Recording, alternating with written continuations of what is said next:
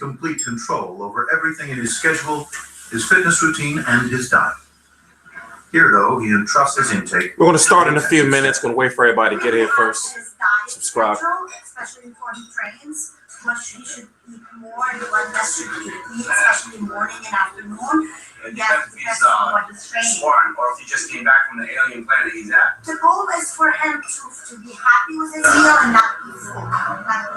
So when he goes back to the gym, he's ready. He's not like, oh my God, I cannot breathe. I'm so tired. Keep his energy level high. I have a conscious diet where I like to know what I'm eating. I like to know what I'm putting in my body. This is the spot I come to, and they know what I want. When I come in, I don't even tell them I want the order. This is what I do. I don't turn it off and turn it back on at a convenient time.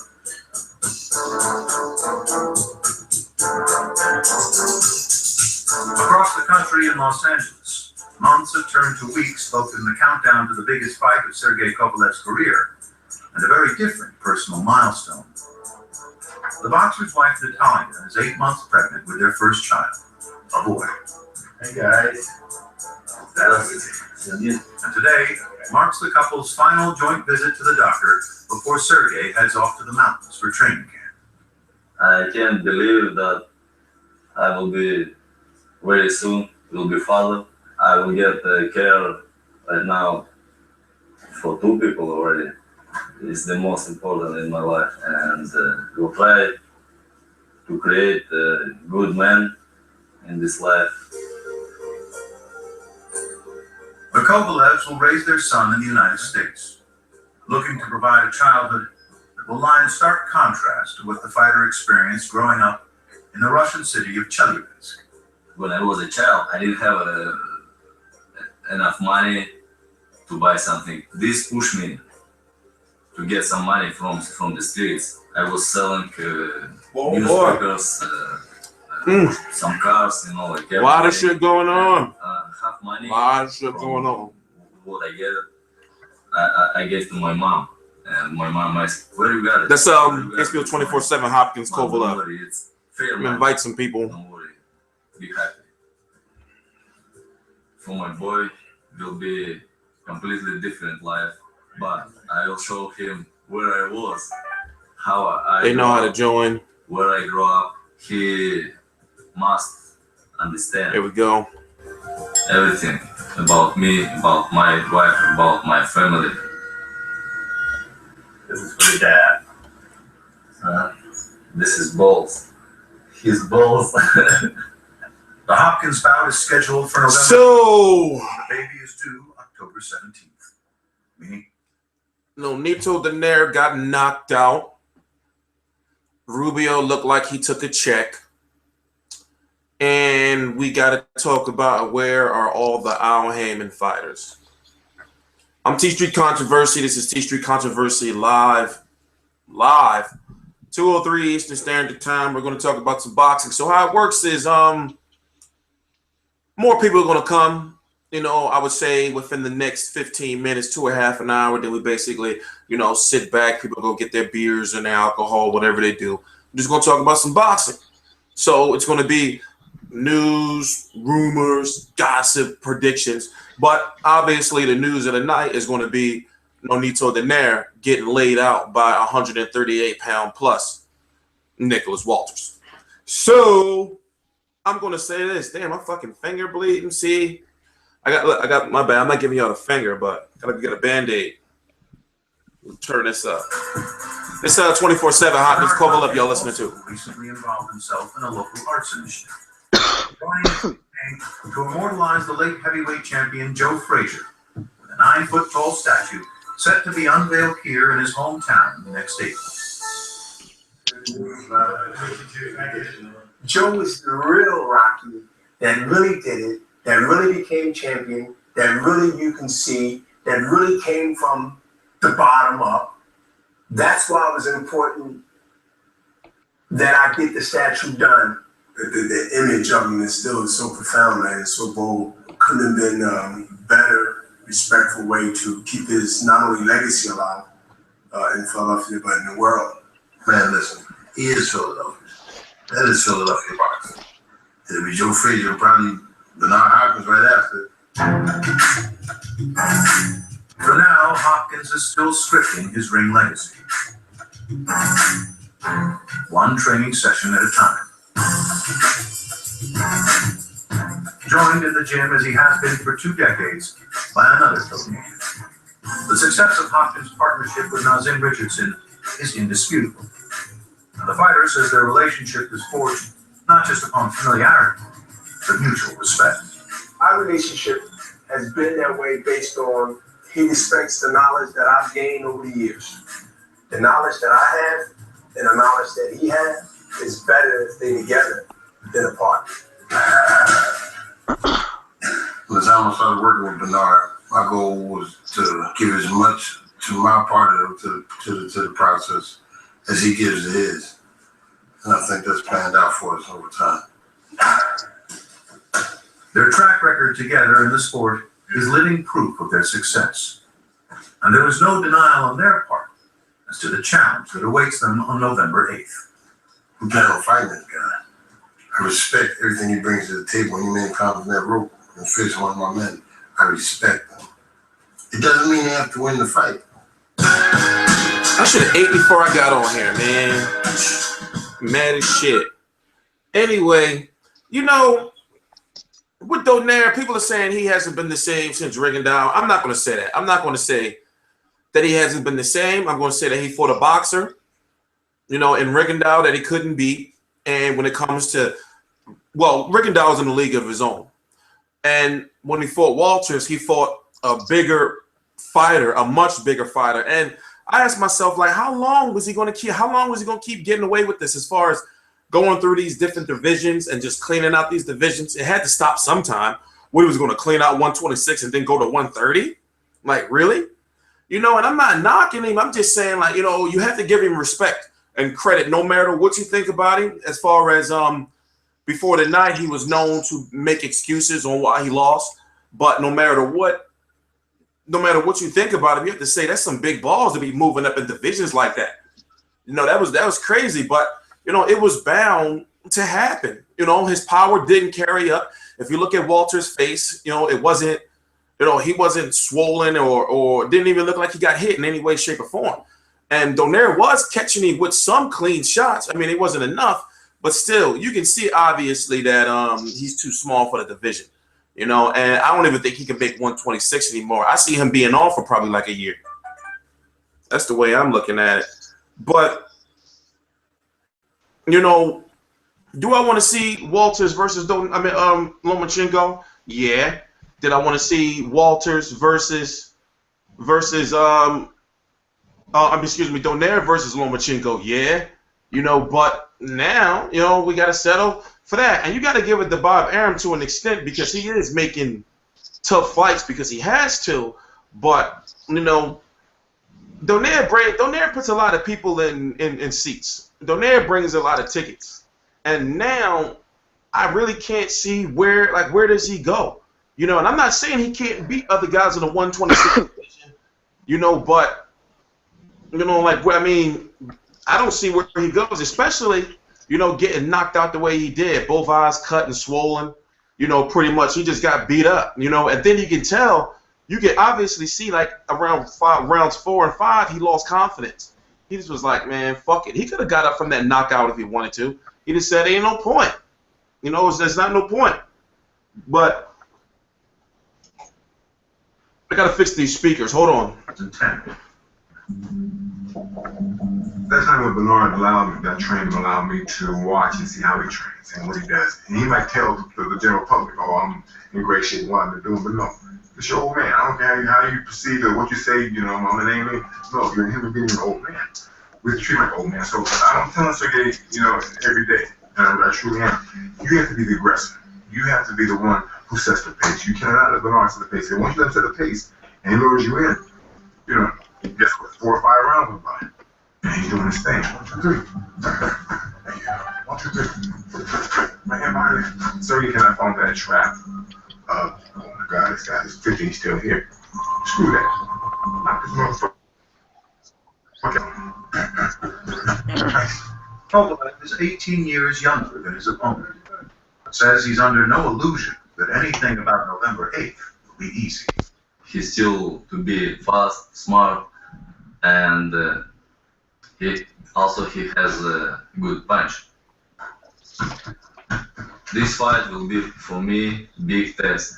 I will get a lot of experience from these fights against Hopkins, and I'm gonna to get 2 more titles. It's my goal right now. This is Bernard Hopkins.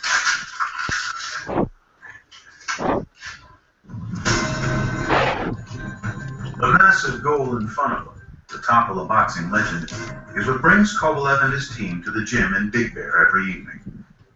The fighter has never gone more than 8 rounds as a pro, but is training with the idea that there won't be any shortcuts to the finish. My body ready for 12, for 15. How many do you need, you know? If this is necessary, I'm ready. I've been watching Shogun recently, and in the feature passing fight, he steps up a little bit more. I always tell him, you know, you're the hunter now. You're a champion. Sergey is very focused. I'm seeing a guy driven. You know, he has a baby coming, and he's fighting for the light heavyweight championship of the world. How much motivation is that?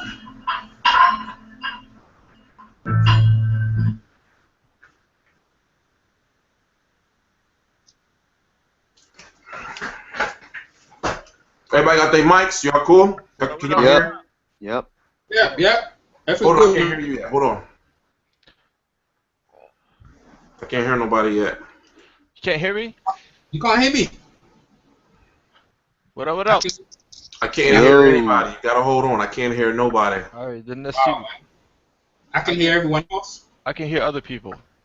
Yep. I can hear you as well. I can hear that guy. What's going on? What up, what up? What up, bro? We got these guys from former USSR. There's Donaire. He's done in my book. Yo, yeah, Donaire is done at that division. He can go back lighter, but it's not gonna look. Yo, I'm trying to fix my mic, man. It's not gonna be exciting. So.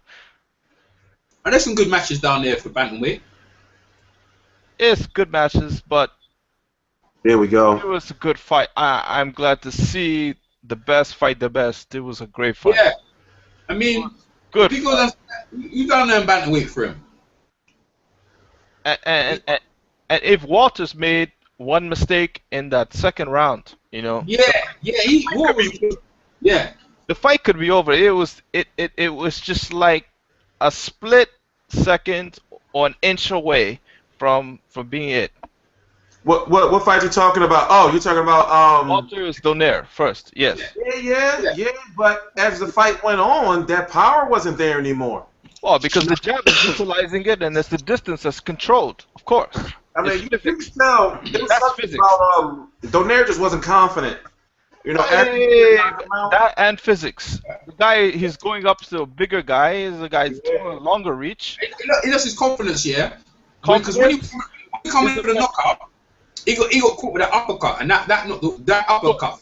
For sure. But that took his soul. Yeah. And the thing is, it was hurting Walker though. What is it in the way it was going, but it recovered. His soul was gone before that happened though. I think his soul was gone with the jab. Just the steady work with the jab, and his eyes. His eyes were gone. Yeah. To me, the uppercut is just is a cherry on the top. You know, he was already beat before that. I was surprised at how much he got hit with the jab. Like he didn't move his head or anything. He got beat up before. That's what it was. I mean, if you look at both of his eyes, yo, he was that was he got beat up. That was an ass whooping. It was a clean ass whooping. He got beat up. Reach. You see how much he reached? He fought the wrong. 73-inch reach. But okay. Everybody notices exactly when he got knocked out. He threw a big punch and missed and swung his whole body. And you know what happens when you do that? You're open. I mean, you saw Walker. He was looking right at him when he did it. He was like, you can't throw a big shot like that and miss. You look fleshy. You're wide open. You're wide open. So that was it. He looked fleshy at the weight though. He did look fat around the gills, around the weight. It really was not his weight. I understand that. And even still, in the second round, right? Everybody saw Walters was hurt. Yeah. Walters was hurt. So, nevertheless, I'm glad to see the fight. I'm sure everybody here. Everybody was glad to see that fight. Fight of the year. No complaints about that fight, and the sportsmanship after the fight. Both they treat themselves like they're brothers. I respect it. As a matter of fact, hey, fight of the year, you know. That might be fight of the year.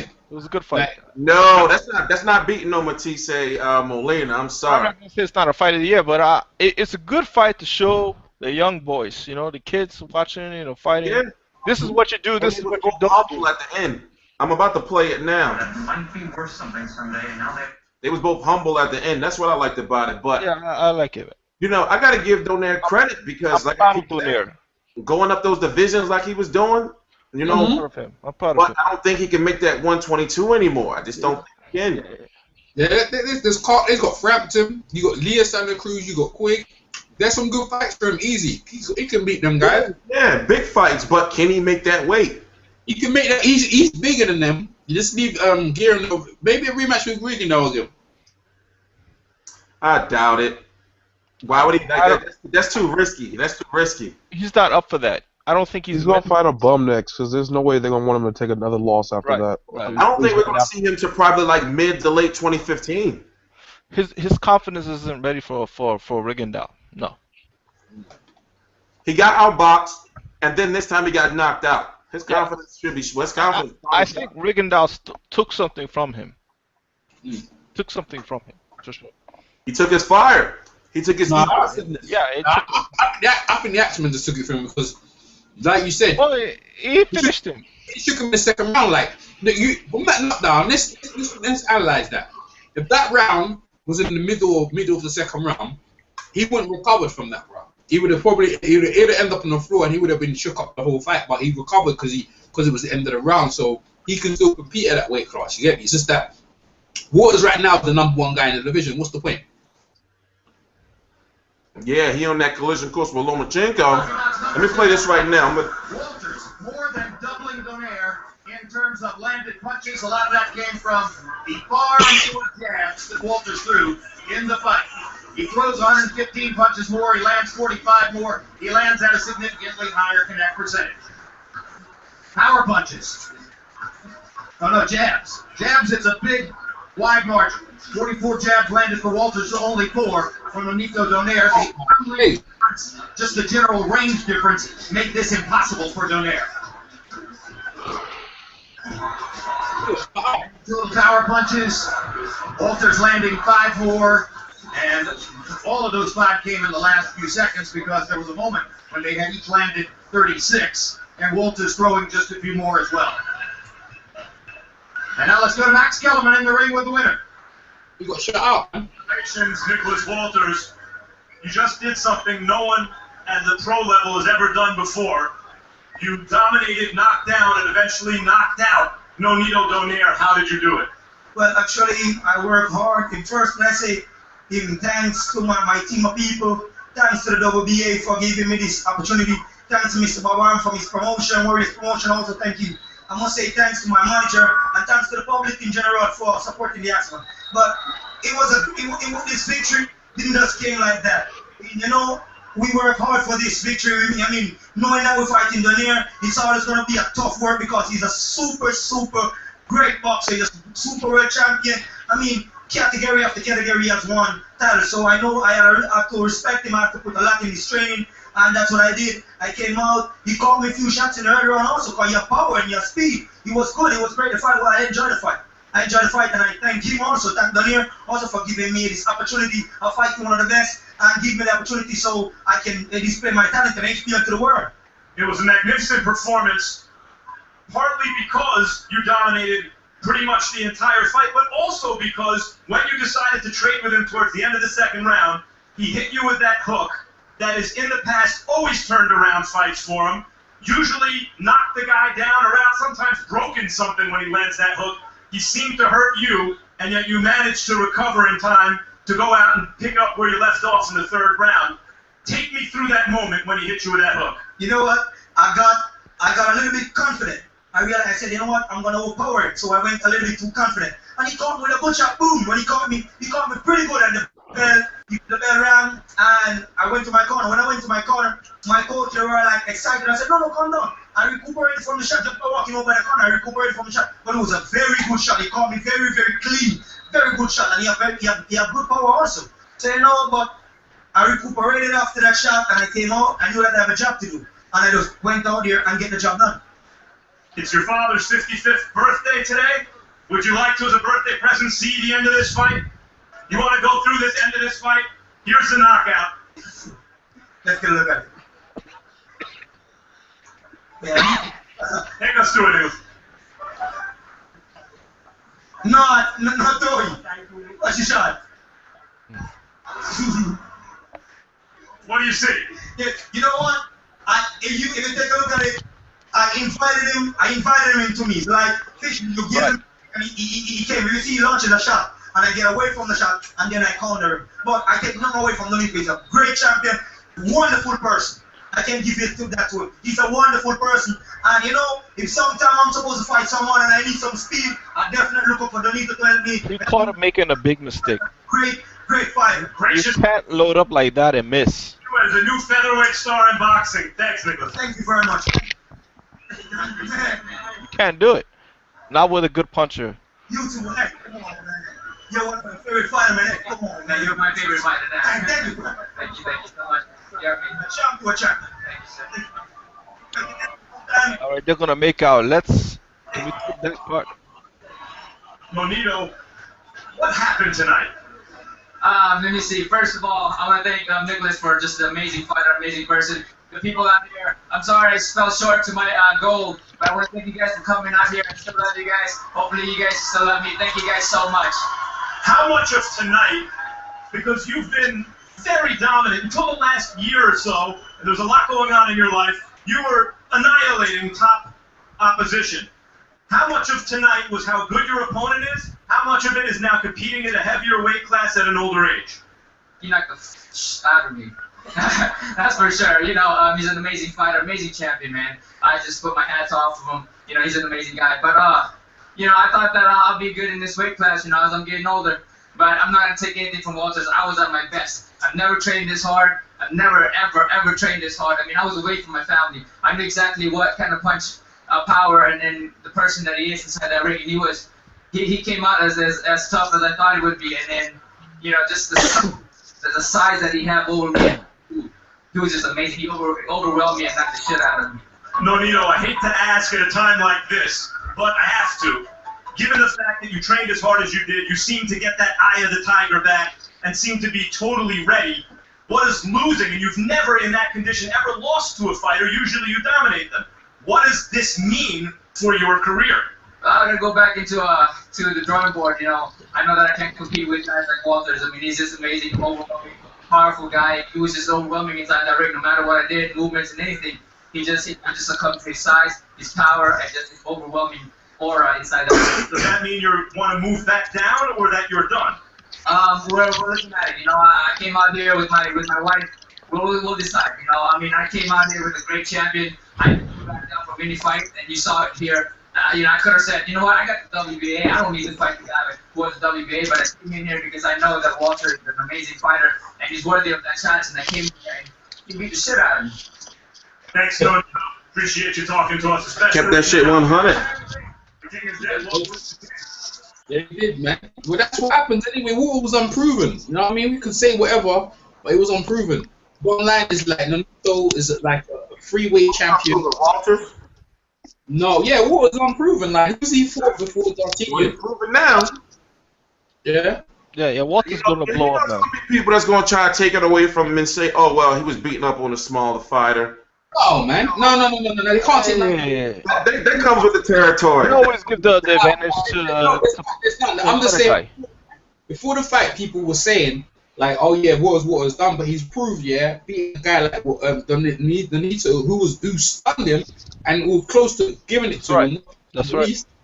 To taking it away from him, overcoming and to be on top. He's the man, bro. He's the man of the division right now. He recovered after that round 2. Yeah. He showed some fortitude.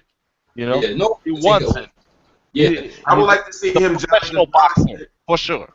Yeah, Lomachenko though hit hard enough to keep Waters off, man. Yeah. Lomachenko hit correctly though, and enough times. I think that Lomachenko would. I think Lomachenko would beat him. Lomachenko would beat at the similar weight. Oh, man. Lomachenko, you can't do it. The man was cutting up Nonito with just jabs, man.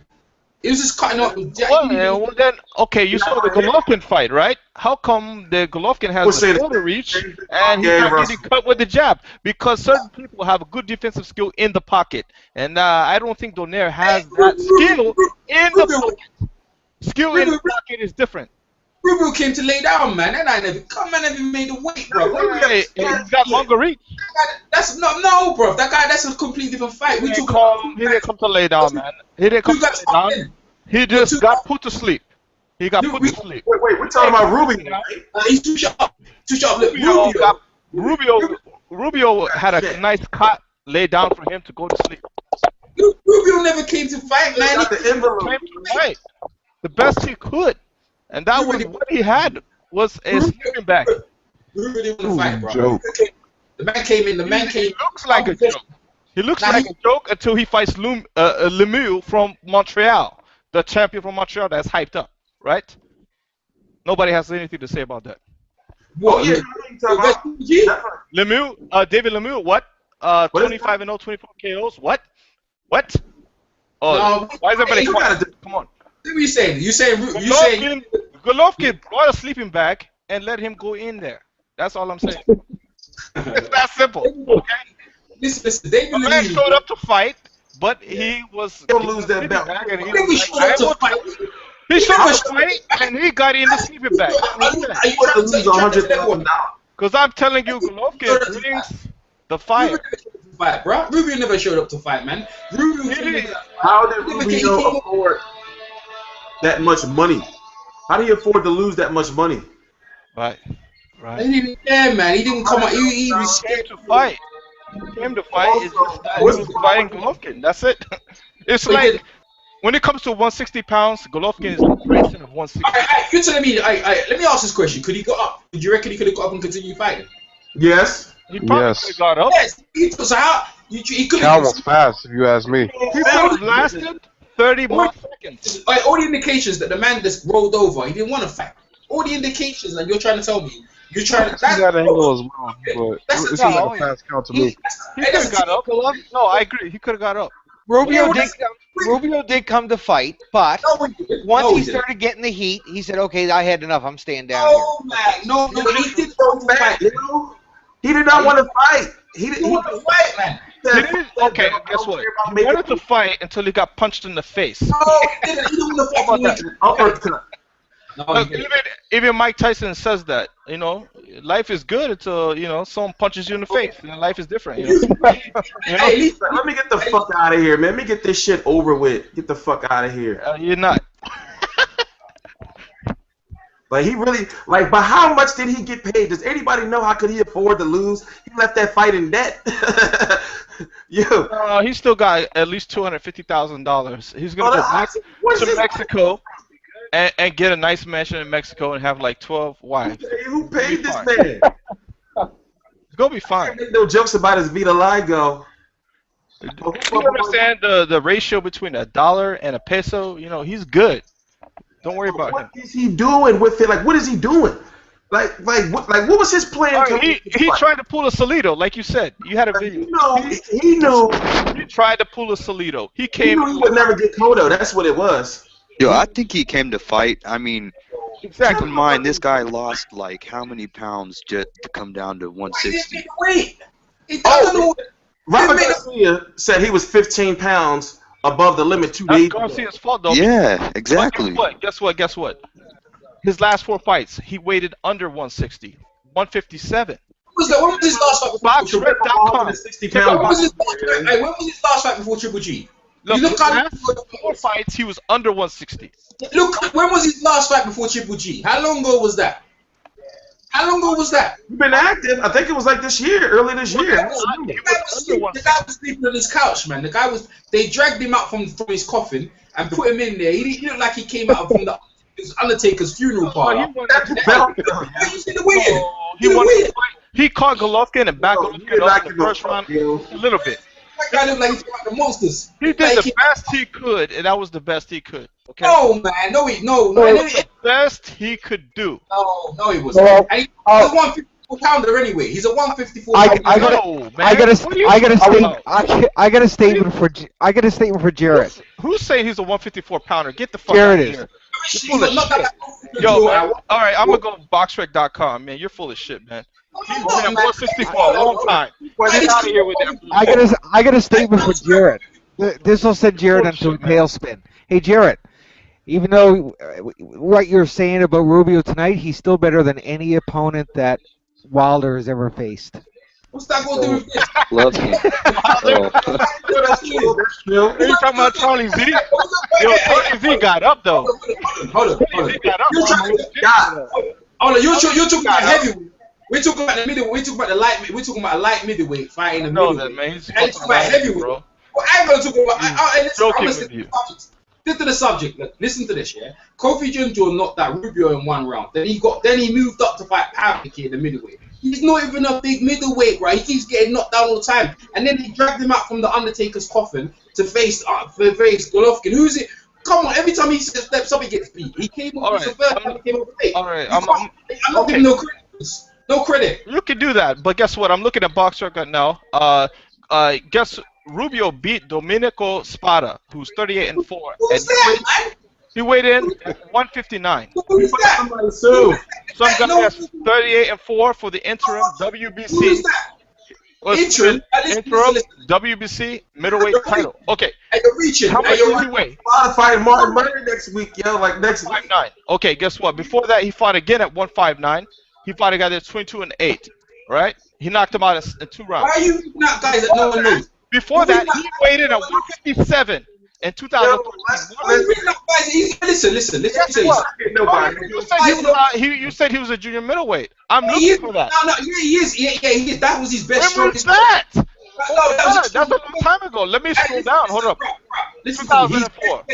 His best weight. Jantua, he was knocked out in the first. Yeah, he was knocked out. Yeah, and his best weight was at 154. Yeah, it's 2014. 154. His best weight was at 154, bro. It was 10 years ago, man. Come on, man. No, entire decade. Children have that's how bad. Exactly. That's how bad Rubio is. Rubio is he has a very good record. Are you on here? What am I doing? Oh, I was messing with stuff. But listen, how did he knock out David Lemieux in Montreal? He fought Baltimore. The same Baltimore that fought Mayweather. 168. Marco Rubio got the best boxer in the world. All right? But he's the guy. If you are you Lemieux that good? Are you trying to tell me David Lemieux that good? If you David Lemieux good? Is David Lemieux that good? Is David Lemieux a world challenger contender? Not to me. David Lemieux not to me. Not to me. But to Montreal at that time. Listen, bro. We're living in Canada, and you're bro. What are we talking about? Listen, what are you talking about, man? Be serious. Be serious. It's all about your point of view. If you're living in Montreal at that time, they're hyping him up. You're like, David Lemieux is shit. Listen. You're trying to tell me David Lemieux is gonna get him ready for Golovkin? Is that what you're telling me, right? I would like to see that too. That would be funny. He would get destroyed for sure. Listen, exactly. So what's the point? I'm trying to say he was a layup. This was an easy. You knew he was. Look at all the bodies that David Lemieux has under his belt. He's still got a good. That's an army of people. Which well-ranked opponent has David Lemieux fought? So you're trying to give David? You're trying to Camacho Jr. Who? Oh come on! Hector Camacho Jr. was on fucking welterweight. I'm just saying. Those oh man, you know what? Those are human bodies that he has under him. Hey, you're looking real bad out here, bro. You're looking real bad. Not to me. Not to me. It's looking real bad because you're reaching, bro. You're reaching. You're reaching to me because you're the one that said he was 154, and that's obviously not correct. The mathematics are wrong for you, so go ahead. No. His best weight is at 154, bro. I'm not reaching. I'm just telling you the facts, bro. Come on now. Be serious. Listen, bro. I'm gonna tell you. Golovkin. Whatever, man. Hey. Did you thought the fight was gonna go longer than 3 rounds? I would say that. I'm trying to figure out how to. Rubio did the best he could, and order in the court. Order in the court. All right, everybody relax. I don't know what y'all was talking about. I'm trying to figure out what the fuck was going on.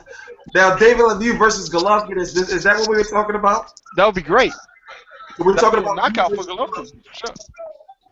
That's like a step back to me. It's not gonna happen, man. It's not gonna happen. Step back. Like, why would he fight him? But he was just trying to ask me, who did Rubio fight? And that was the guy.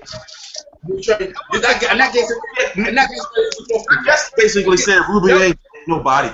He's trying to. He fought a media hype, a media hyped fighter. That's all it is. Okay. Listen, bro. And you right now, when estimate a guy like Rubio, and you try to be like, oh, I'm not gonna train hard. I'm just gonna walk in here. He might catch you. Listen, bro. Guys don't make the weight. Guys don't make the weight. He ain't seriously. That's a cold, but that. Bro, if you know anything about boxing, if a guy comes in over the weight, he's training, man. Salido, but Salido won. No, Salido actually, cheating. Cheating to a lesson.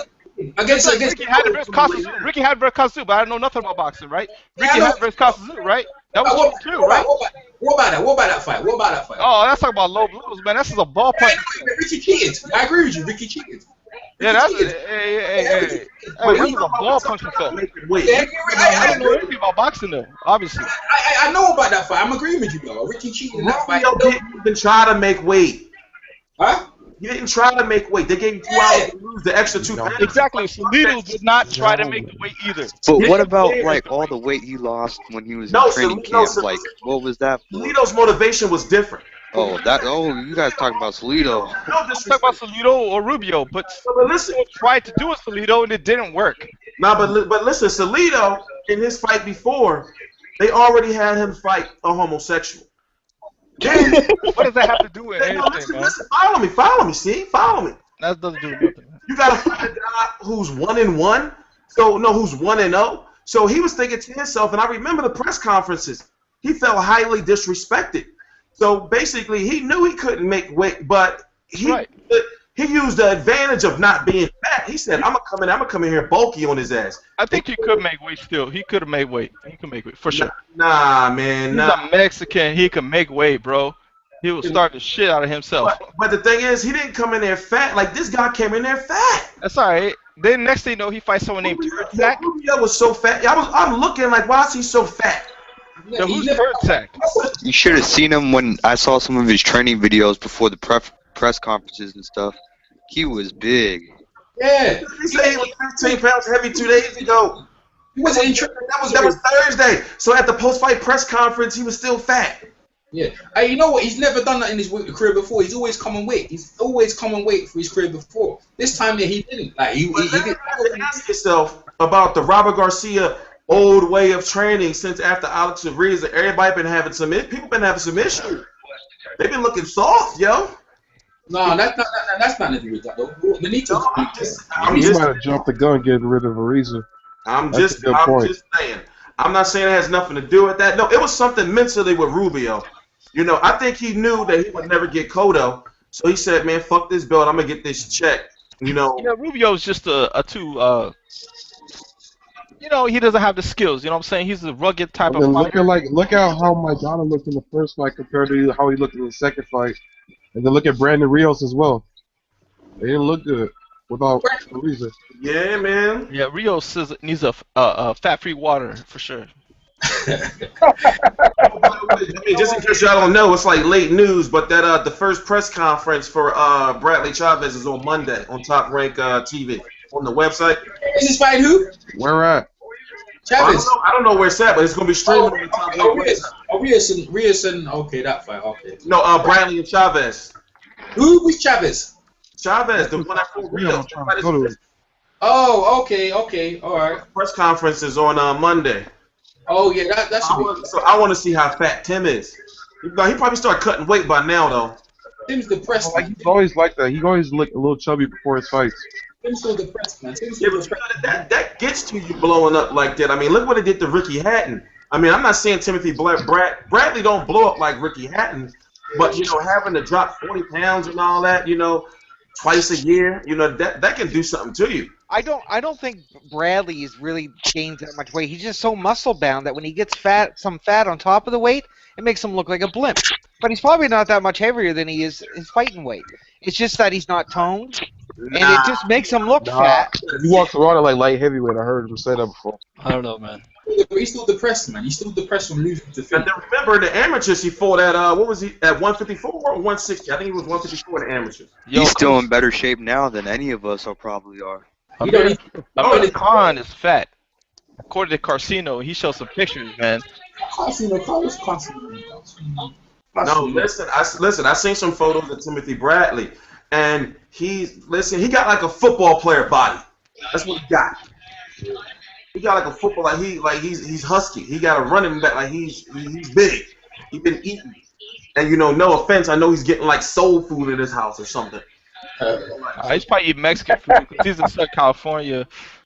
He fights like Mexican too, man. Well, he's eating soul Mexican food because I know it's a lot of it in there. Let me stop. So he's like 20 miles from the border.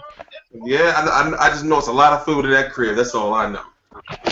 Another funny tidbit is next week, Martin Murray's fighting Spada. Yeah. For the WBC silver middleweight title. Yeah, same guy that Rubio beat. Exactly. Look, Rubio is horrible. Some people are saying, man. He's got a good punch. You can clearly see he don't plan on fighting anymore. Like what was that shit tonight? Really? Like when you saw that, happened live. Yeah, but I mean, look at the last people that Golovkin has fought. He's made people look stupid. No, listen, that made me look like, what the fuck is this shit? I kept looking like, get up. Hey, Daniel Gill quit. He quit. Nobody really criticized him though. I mean, yeah, he quit. He shook his head and he gave up. Yeah, he didn't have to do the fake head. No, Golovkin, I think, is legit, dog. Legit. Yeah, Golovkin is legit. I don't see him. Here's what I think with Cotto. Okay, you got Golovkin, who's close to the 6 feet tall. You got Cotto, 5 feet at best. 57 inches. I think to myself, how is Cotto going to keep Golovkin on the outside? With how? He's not going to do it. Hey, who the fuck got that TV up? Yeah, I know y'all about to beat the shit out of somebody. What's that noise? I don't know, but we can find out. It's Neil. Who the fuck got his TV up? Yeah, you got muted, buddy. It's the background shit, Neil. That's what's going on. Yeah, Neil got super speed like microphones or something. But I mean, when it comes to 160, Golovkin I got him beating Cotto. I'm sorry.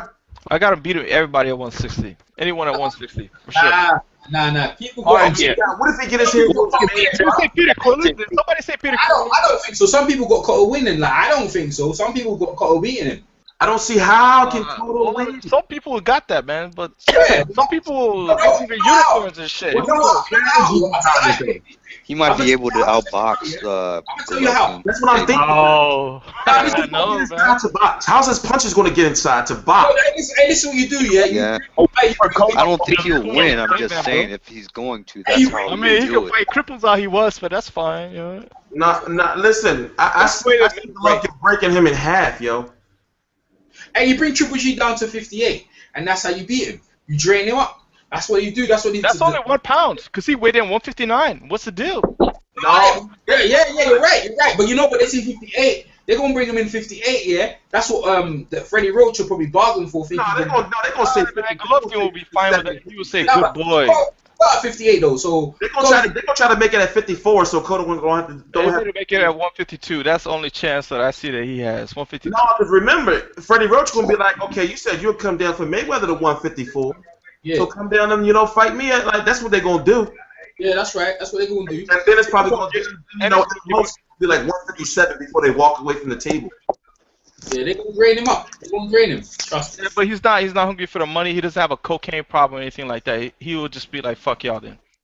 Yeah, that's the money. Like it's gonna be in Madison Square Garden. And all the people. Yeah, some people bend over for the money and some don't. Yeah, I know people. Hey, I know people be back in Cotto in that fight. Golovkin will beat Cotto. I don't see it how strategically. I don't see how logically he can. When you drain somebody, they lose a lot of nutrients. It's not right. Yeah, that's what I'm saying. They haven't seen Golovkin in that. Yeah, it's been happening through history, though. It's been happening. Well, here's the problem. Here's the serious problem that I have. Cotto has a 160-pound belt, middleweight champion, lineal champion. He's a defender. If not, then fuck him. He just go back to 154. You know what? Let's talk about that. Here's a crazy situation with that. He can't just wait until next May to fight Cotto. I mean, to fight Canelo. He's got to have a fight in January, at the earliest, if he thinks he's going to fight in May. Who's that? Cotto, and then also He's not. He's not going to fight in May. Remember, he's already got GGG in line for the fall. Basically, that's going to be mandatory. Cotto has one voluntary he can fight right now, and then you fight Canelo in May. Like, this whole boxing landscape shit is fucked up. But this is why I like Golovkin, because he was willing to fight this guy from Adamic. It didn't matter if he was televised. He wants to stay busy. He's not going to wait for Showtime. He's not going to wait for HBO. He's not going to wait for everybody. He's going to stay busy and keep fighting. Yeah, and plus, and I like that about him because you don't see champions fighting 3 times a year. That's what Andre Ward needs. Yeah, but Andre Ward like 3 times in 20. Other video. No, he's doing that because he's getting old as shit. He like 32. That's a whole other subject. Andre Ward. Oh my god. But see, no. He's in his prime. Golovkin. He's 32. That's why he's fighting. For trying to grab all the belts. Okay, now think about who got the belts. You got Jermaine Taylor. That will never. Come on, realistically, we know that will never happen. That was a funny fight. I think he will die. Honestly, if he ever fought him, I think he will. Hey, you guys, check this out. I read some news article today that boy's gonna fight Jermaine Taylor in May for his middleweight title. Get out of here! I'm not trying to hear no shit like that. I'm ready to take no bullshit like that. Because I see it. Imagine the backlash he would get for that. Oh, man. Get out. Floyd could get away with that though. There are people who will still support him no matter what. Nah, the heat is on for I wouldn't support him, but there are people that. I'm looking at Rubio right now, yo. He is so fat.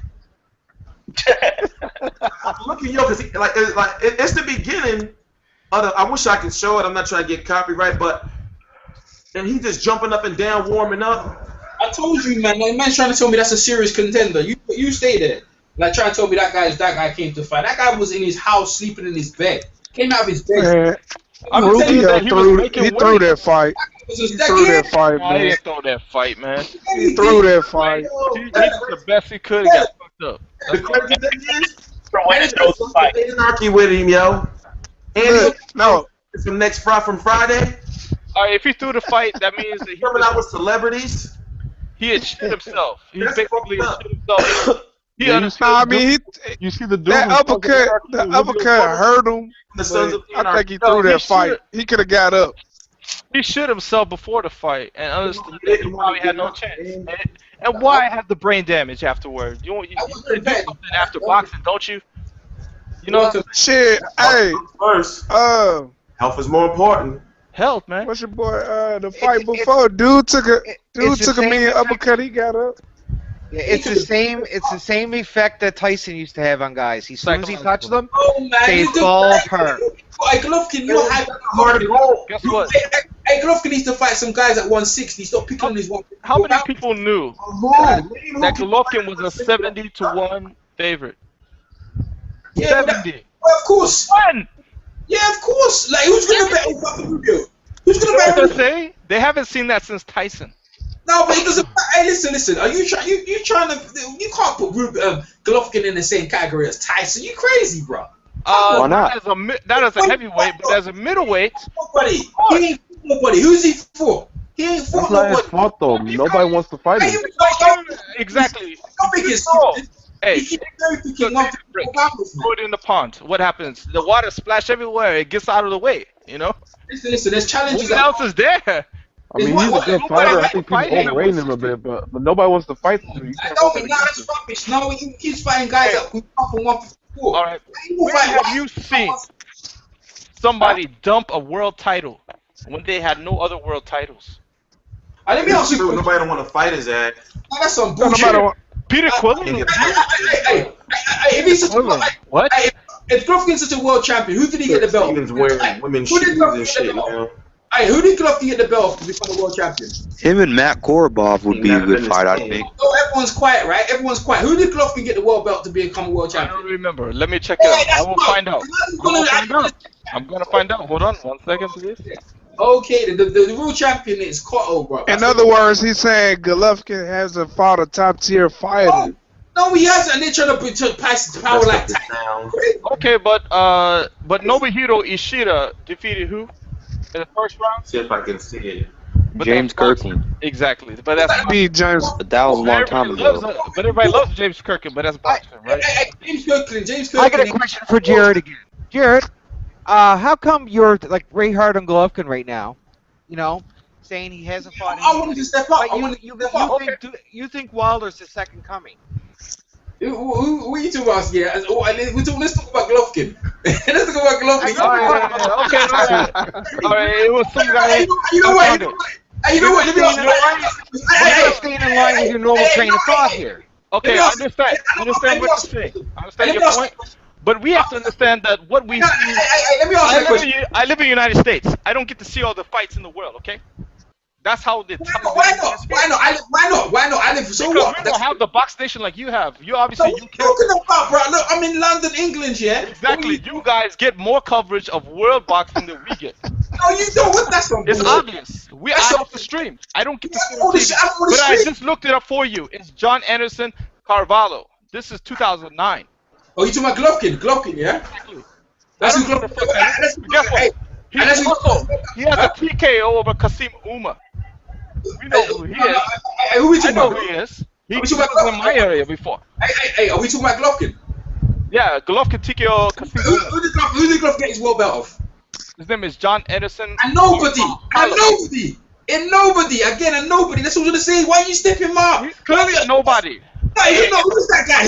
Hey, someone tell me who that guy is. I know world boxing. Who is that guy? Okay, Jared. That's fights are Who do you want to see Golovkin fight? I wanted to fight Kid Quillen. I like the. Why? Do you hate Kid Hey, but Haymon is not going to let that fight happen. We already know that. I don't. I've met him before. Nobody wants to fight Golovkin. Why are you jumping in? Why did you say Peter Quillen? Because he obviously abandoned his title, so don't even bring him up. Don't even mention Peter Quillen in this conversation anymore. That's illegal.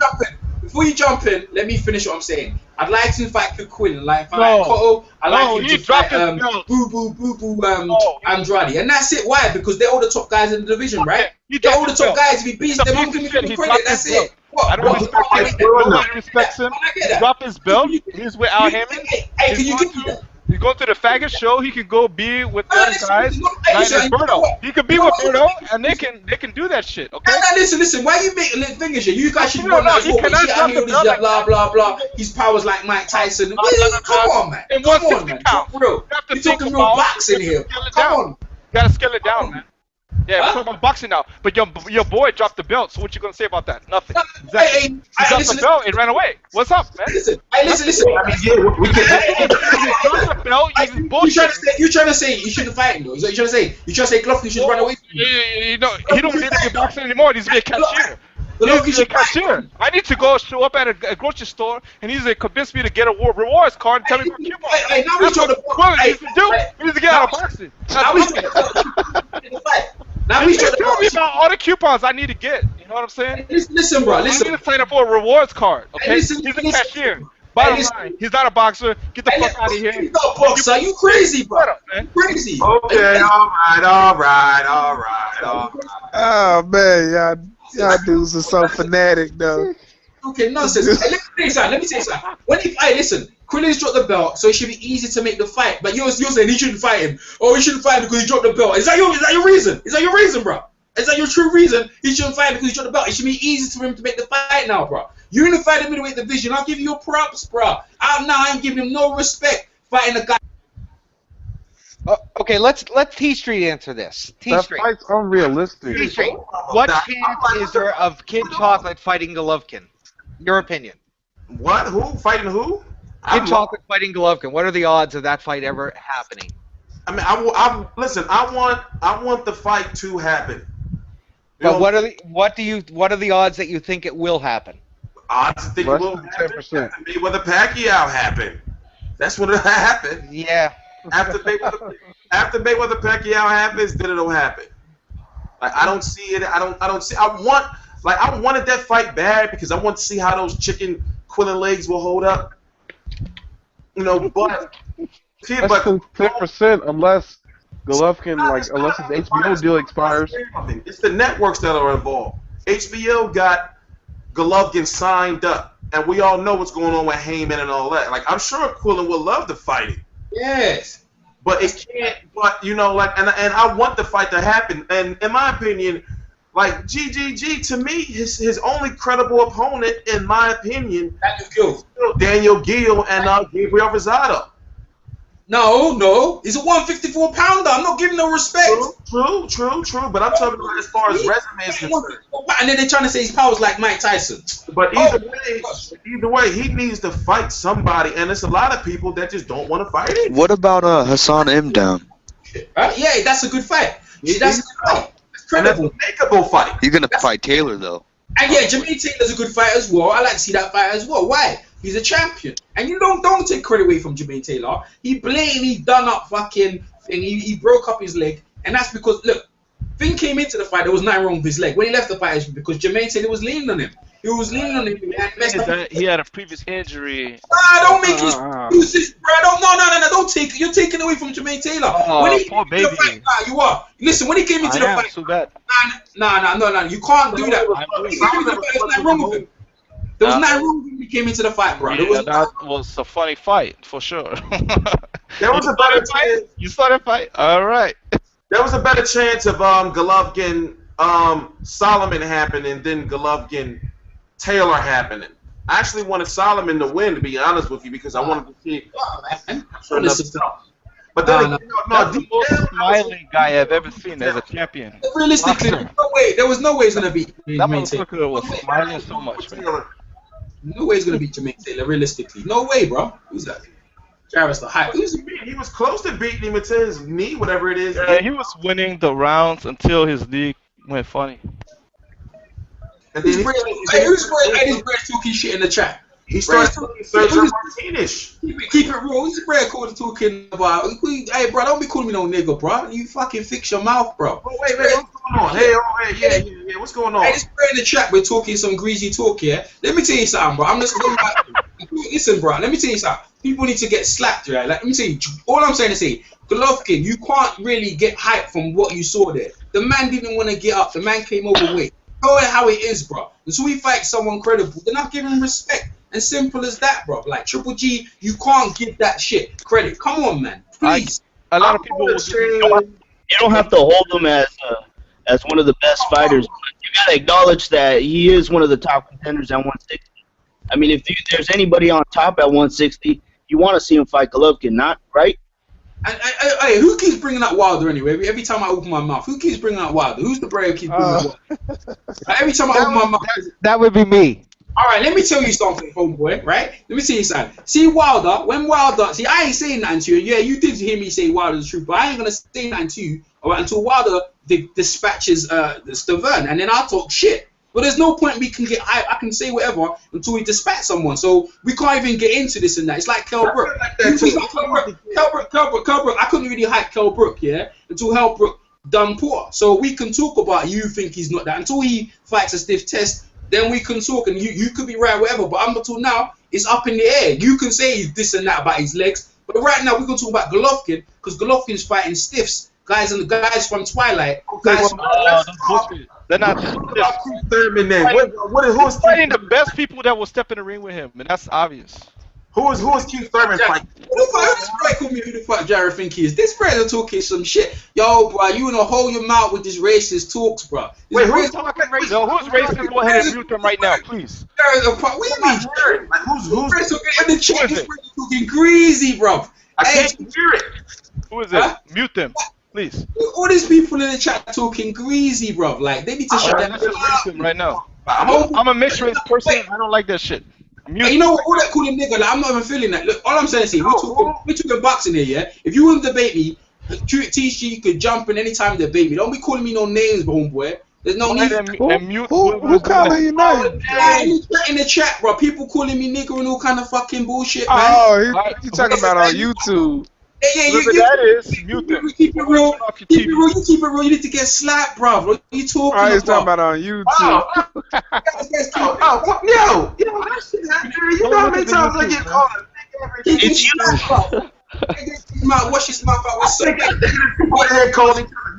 your mouth with soap. Hey, wash out your mouth with soap, bro. You need to be washed out your mouth with soap. Be scrubbed out, bro. What is this guy talking about? Let me tell you something. I'm back. I can back every word I'm telling you, bro. Triple G's fighting stiffs. No one can talk. No, you don't know what you're talking about then. I don't want to talk about GGG no more. Yeah, man. Let's end that, please. No, it's Triple G's night. He made somebody another person a good boy. Very nice. High five. Yes, he is Very going nice. High five. He came to the next fight over.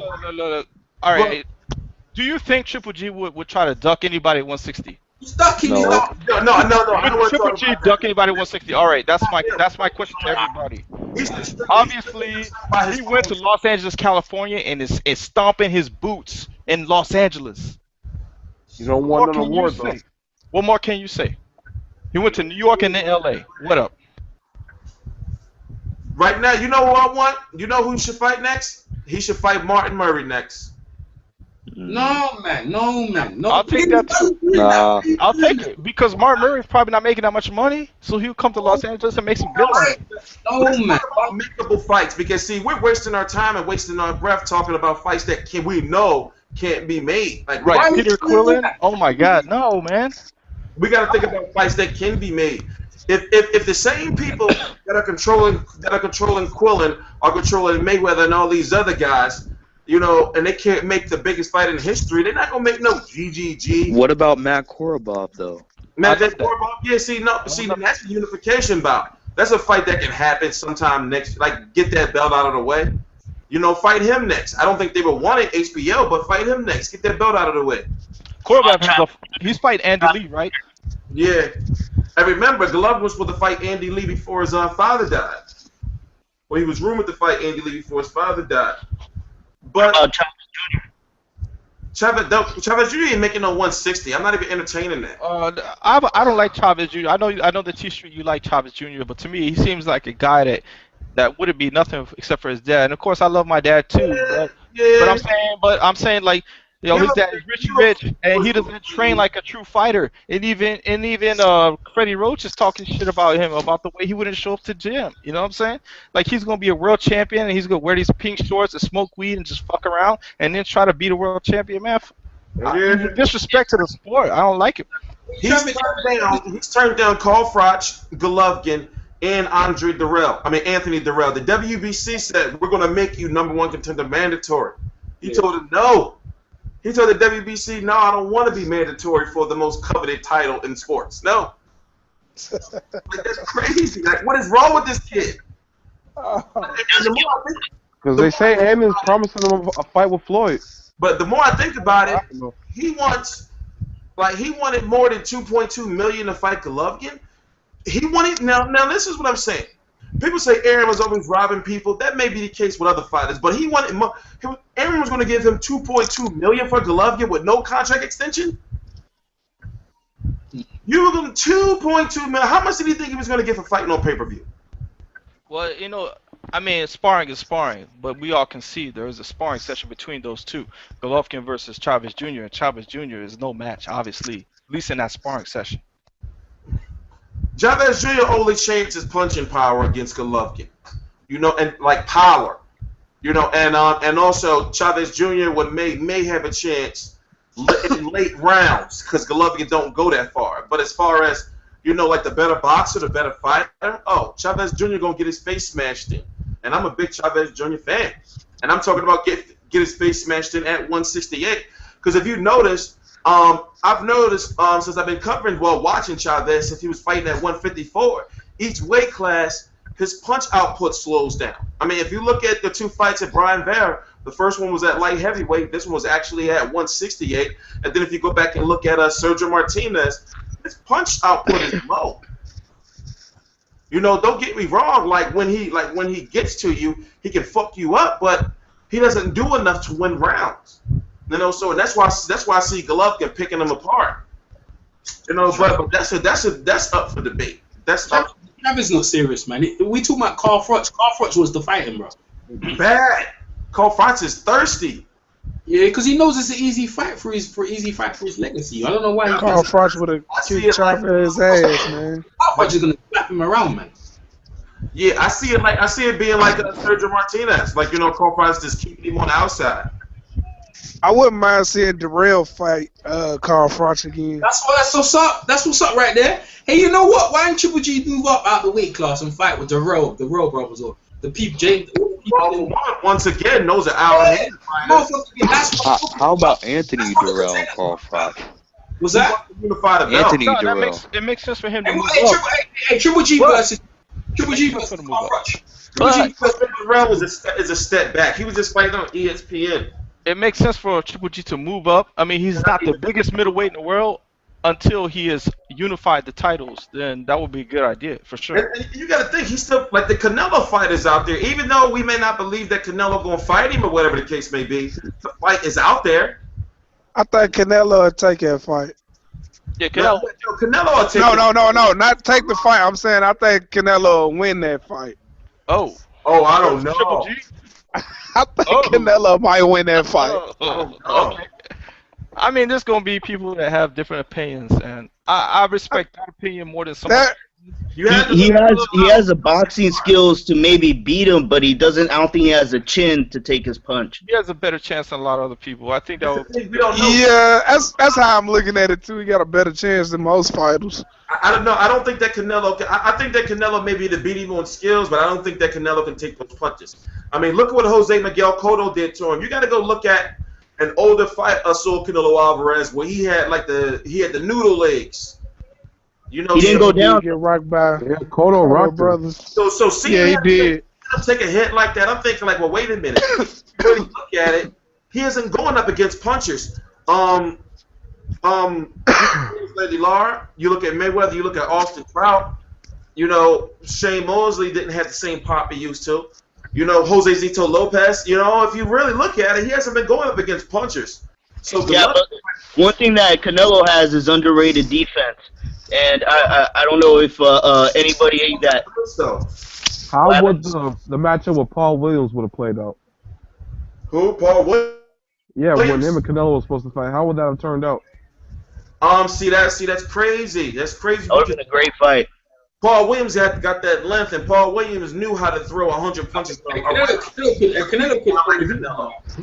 could have probably beat him because Paul Williams wasn't strong at that weight, man. He was struggling. He lost that fight with what's that guy, the Cuban guy? Martinez.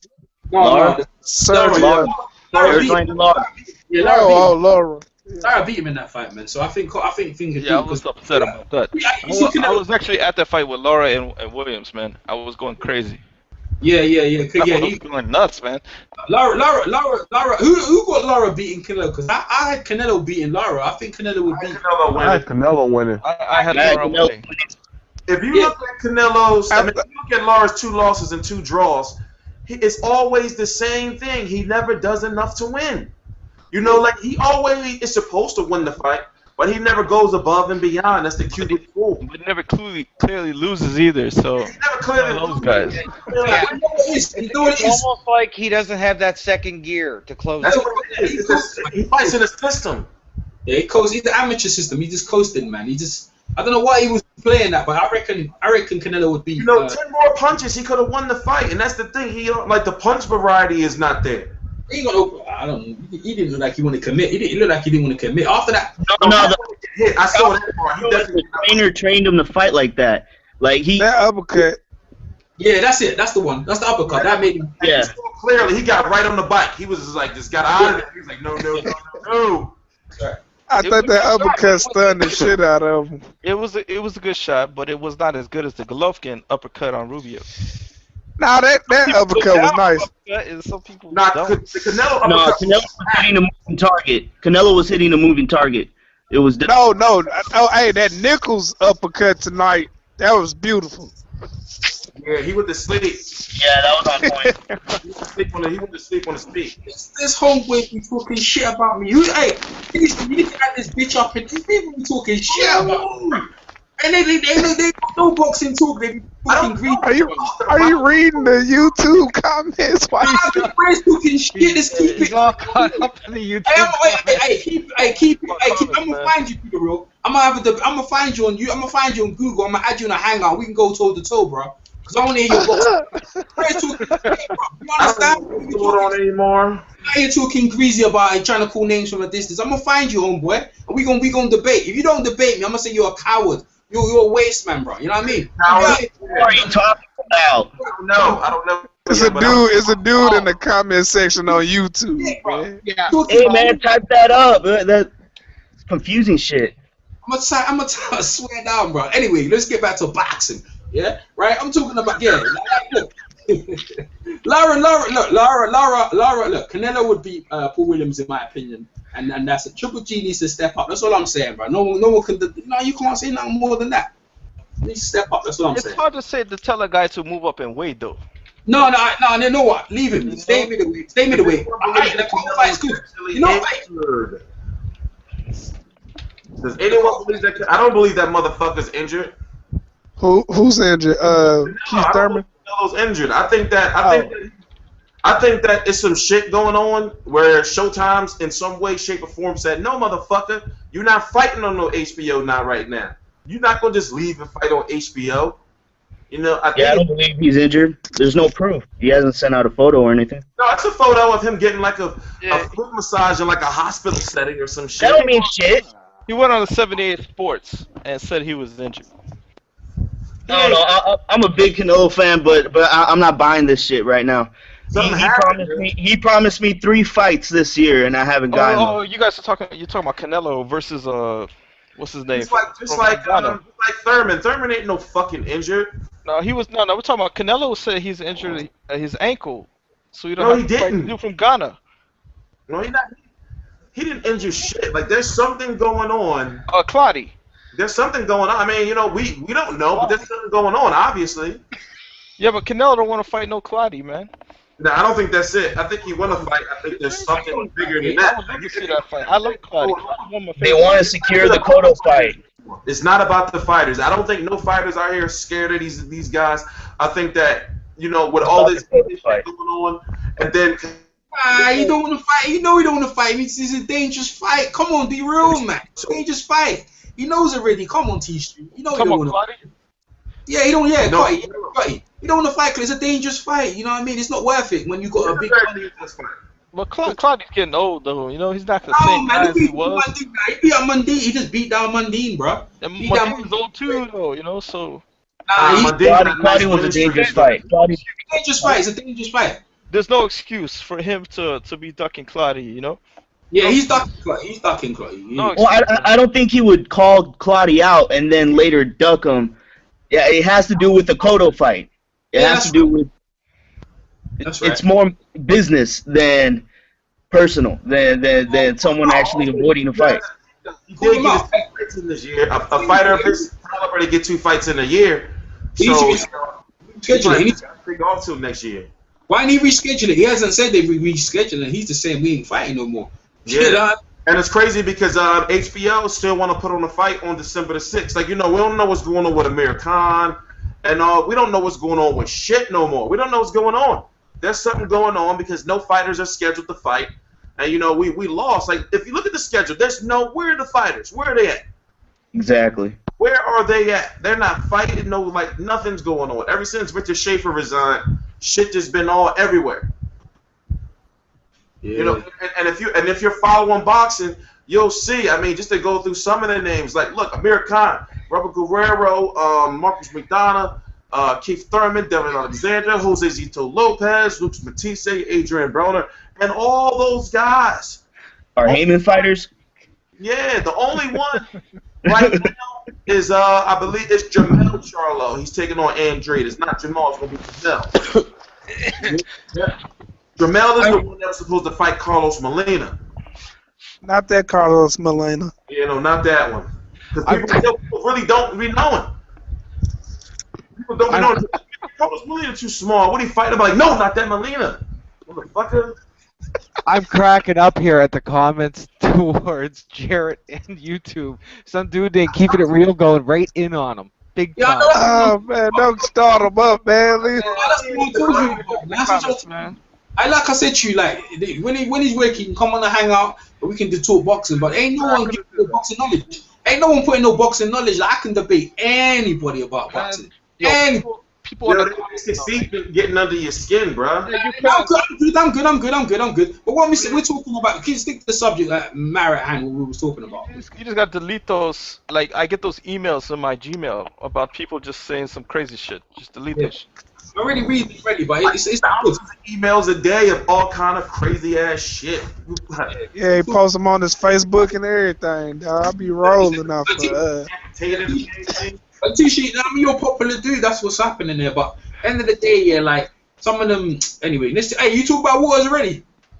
Who? Ward? You give Waters his credit? Ward. Oh yeah, we gave Walters his credit. Hell yeah. Oh yeah, we talked about Walters earlier. Who do you think he should fight next? You think he's got Shevchenko or Lomachenko would be a good fight. Or we got Johnny Gonzalez. Who you think? Think about the way Aaron's been working lately. Think about his pattern. It's going to be Lomachenko next. Yeah, Lomachenko would be a great fight. Yeah, I like that. How you see that fight going?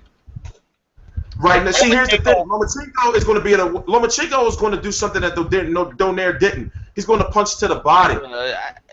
I think Lomachenko's got a nice body attack. Now, as far as punching, now you have to think that Lomachenko is one of the best, if not the best amateur of all time.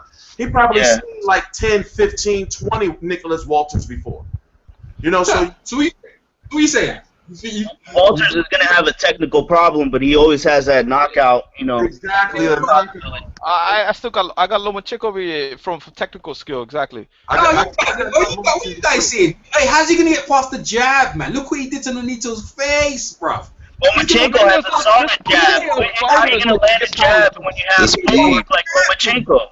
You don't hit that hard. Lomachenko isn't just gonna stand in front of you. He's gonna try to find angles. He's gonna be running like Waters is too strong, man. It's about timing. It's about timing. He's no timing. He's too strong, bro. He's gonna cock up his. Lomachenko is not a weak person. What are you talking about? There's love affair going on. Hey, look. T-Street. T-Stripes in chat or in the YouTube chat. He wants you to invite him into our chat. I don't know how to do that shit. I'm not like I'm still trying to learn Google Hangout myself.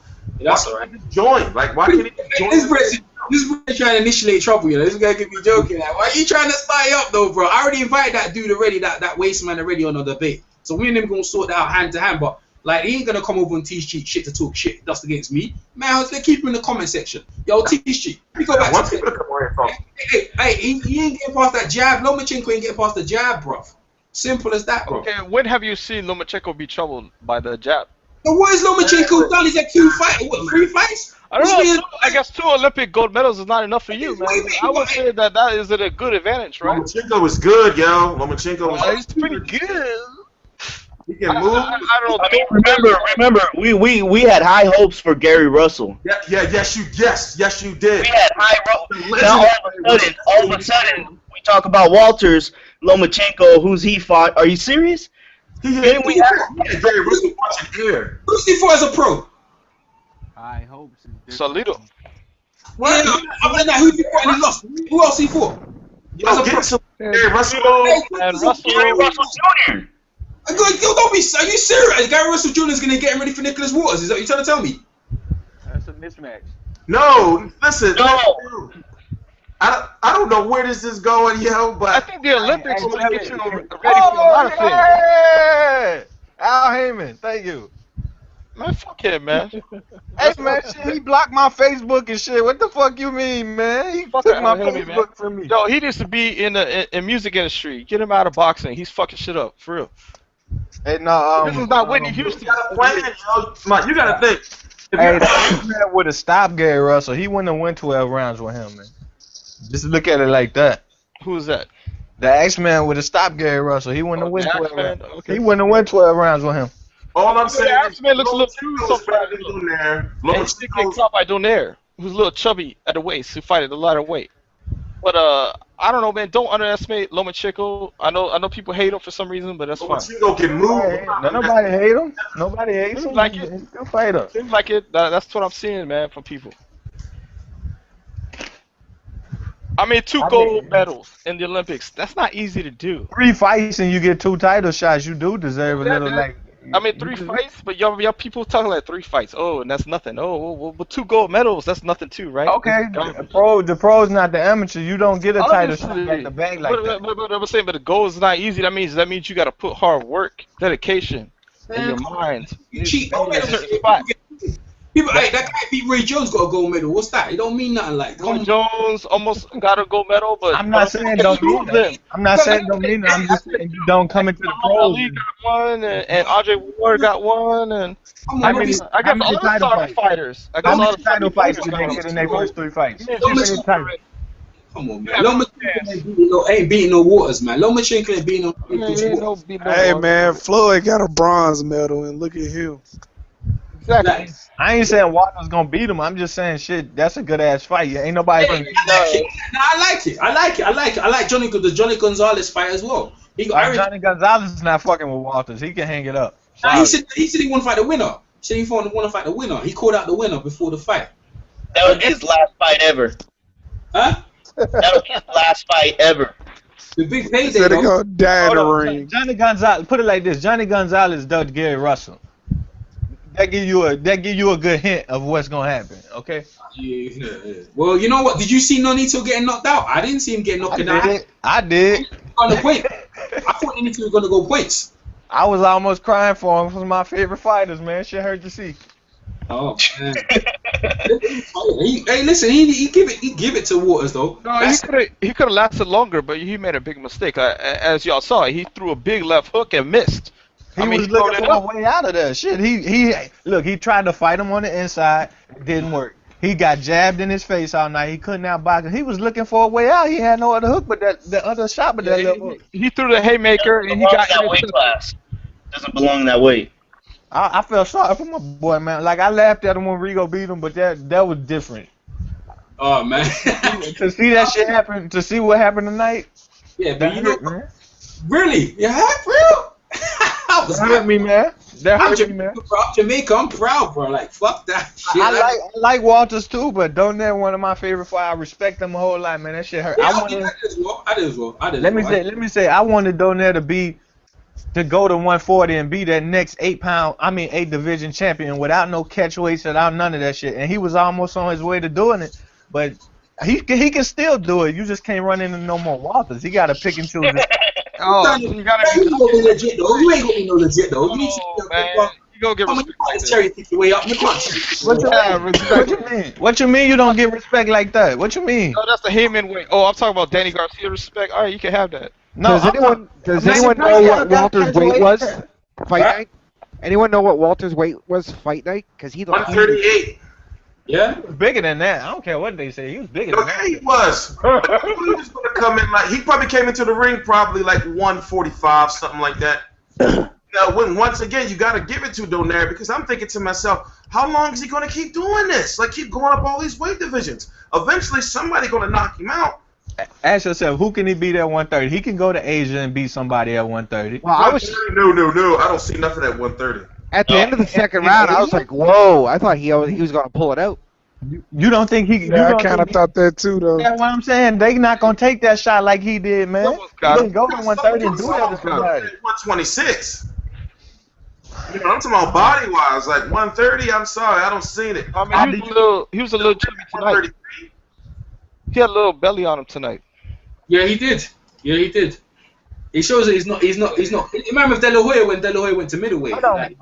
Exactly. When De La Hoya went to middleweight, you know that he doesn't belong there. Yeah. What is it with Garcia's fighters all having pot bellies lately? What's up with that? I mean, they have good food out there. Those burritos are good.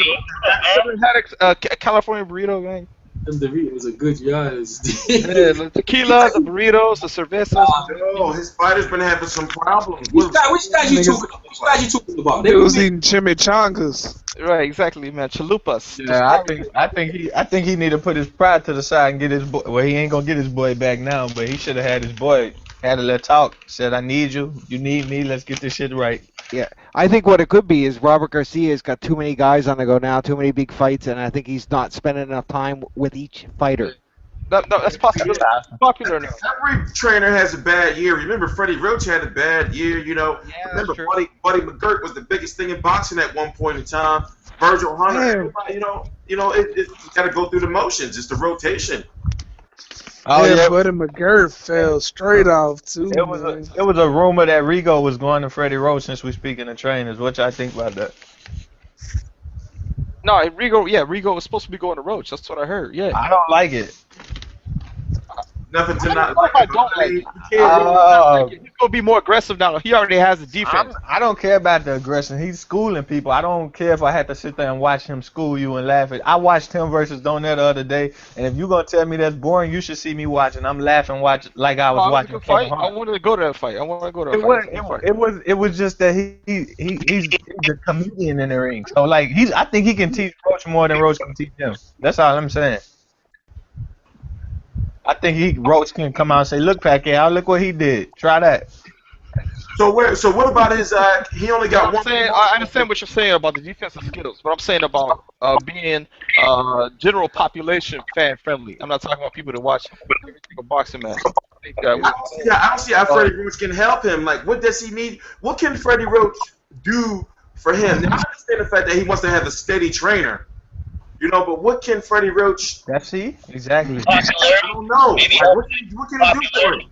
Like, the guy's almost practically perfect. I mean, I would say bank account. When you go check it, when you go to ATM, you like to see more stuff in there, right?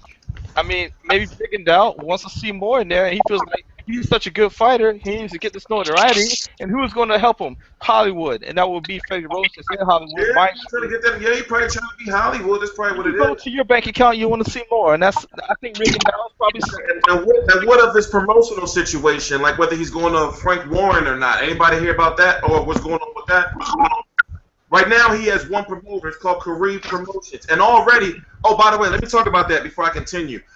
He's having problems with his promotional company because his manager is having problems with the promoter, and there's something going on where they're backbiting each other.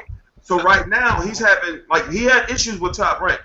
But now, in his circle, they're having problems.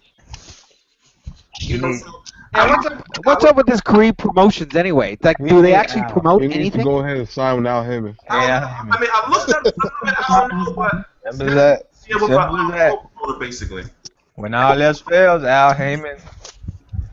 Al Haymon will lead you to the field of cherries. They had a purse bid for this fight with Rigondeaux versus Carlos Avalos, I believe his name was, but only one promotion company bid it, and that was Kareem Promotions. So basically, they bid on the fight something like $150,000, you know, for Rigondeaux and him to split, Avalos to split, and then Avalos said, "Fuck that shit, I'm gonna go overseas and fight Scott Quick." No, not Scott Quick, Carl Frampton. So you got, you know, there's like it's a shame because HBO fucked them. Money with Rigondeaux. I see where they can be. So you're saying Rigondeaux was the whole purse bid for two fighters for $150,000. That's what Rigondeaux was going to get. Only one bidder. HBO fucked him when they took him off the network, and that really fucked up his money. Nobody want to put nothing on him anymore. Exactly. So I think that Rigondeaux, you're right. Rigondeaux probably won't learn too much from Roach, but he will get more fame. You know, for people, he will get more fame if he goes to Freddie Roach. So you gonna say they gonna put a fighter who they see? Well, possibly. They might dick ride for. Like, it's HBO. You never know. It's HBO, and like he just said, $150,000 for Rigondeaux.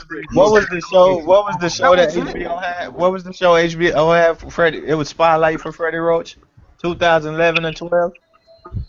It's called the Freddie Roach Show, I think. Some shit like that. So yeah, you're right. They might put him on that show just because Roach is in his corner. Nah, listen, HBO been cutting corners. They not putting him on there. Anytime we don't get no face off, no HBO 24/7, you know, they ain't Rigondeaux ain't getting shit from HBO. They kicked him off the network for a reason. They don't turn back if you notice. Well, it's Al Haymon. Look, Andre Darrell was getting no fights. As soon as he get Al Haymon, we done seen him twice, right? Was it two times or three times already? Well, because he was with 50 Cent before, right? Yeah. Exactly. Whoever you with, if you're not getting But fights, who's 50 Cent? Like, what has he done though? He's a I'm promoter. just saying, regardless of where you at, regardless where you at, he wasn't getting no fights. Three will promote better than 50 Cent, I think, man. Yo. But also, Anthony Durrell, he can't. I mean, not Anthony. Andre Durrell, he don't got no sale behind him. He can't sell to save his life. You know, and for him to be so good, you know, having that only controversial loss to Froch, you know, I mean, he should be. See, this is why I think, you know, I can't judge Al Heyman because I don't know what his plan is. You know, I'm gonna start judging him next my Facebook account. with all his fighters, and he's still not doing shit.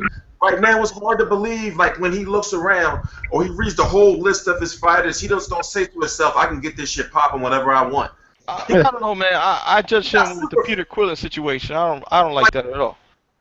You know, it's bad, but at the same time, we gotta wait and see what his plan is. Now, do I believe that he's going to say, all right, I'm gonna give you all these super fights? No, he don't have to. But you have to look at the fact that people say, you know, yeah, he's gonna go bust. I don't know, man. Ooh, he goes bust or not, but Yeah, it looks horrible if you drop your belt to fight a good contender. Yeah.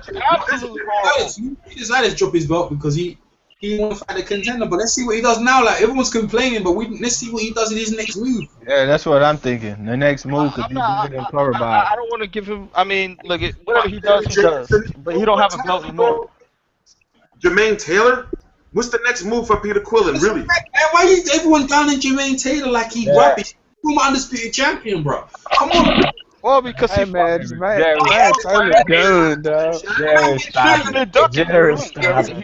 Taylor. If Jermaine Taylor keep met the church, everyone at 160 that's healthy. He passed all the medicals. He passed all the medicals. He passed all the medicals. He didn't cherry picking a Hold on. There's no way Solomon was going to beat Jermaine Taylor. There's no way. There was no way. He was beating him. He was beating him. Jermaine Solomon was winning until he was one leg. I winning which part? He was in my car, my squad car. He weren't winning. I had Jermaine Taylor winning the rounds up until. How can you have Jermaine Taylor winning a fight up until his leg was fucked up? Yeah, bro. What round did you give Solomon? Jermaine Taylor that's not the same Jermaine Taylor. He didn't look good, man. Jermaine Taylor come down, bro. He's coming down. You see his eyes. Brain, bro. I don't know, man. He didn't look good in the beginning part of the fight. Let's say this. At the old age, we seen Cornelius Bunges win the belt at an old age too. He looked much better than Jermaine Taylor did. Yeah, he looked better against Sam Sullivan. Who looks good against Sam Sullivan when they fight? I'm just. Hey, we're going to bring Joel Julio out of retirement. He was losing. He was losing, man. He wasn't losing. No, he wasn't losing, bro. He wasn't losing. Okay, that's a matter of opinion. It's a matter of Jermaine Taylor's got at least one good fight left. No, he needs man. He's got I think Dodgers gonna get knocked out if he really steps it up. I mean, y'all gonna look like fools when we come back here after a Taylor fight and he done got knocked out. Oh man, you keep saying you guys probably thought he was gonna lose against Sullivan. I had Jermaine Taylor winning that fight though. I had Jermaine Taylor winning that fight all the way. Jermaine Taylor beat Sullivan. Yeah, for sure. He won that fight. He wasn't winning with healthy legs though. Jared, do you think he can beat any top middleweight? Yeah, he can, bro. Yeah, he could. Don't be Golovkin. Who can he beat?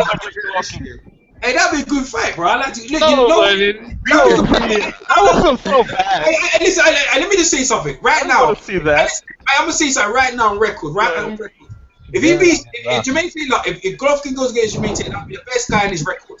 If Golovkin beats Jermaine Taylor, that'll be the best guy. He's a former undisputed champion. He beat Bernard Hopkins twice, bro. And you guys keep counting about the blame. He's you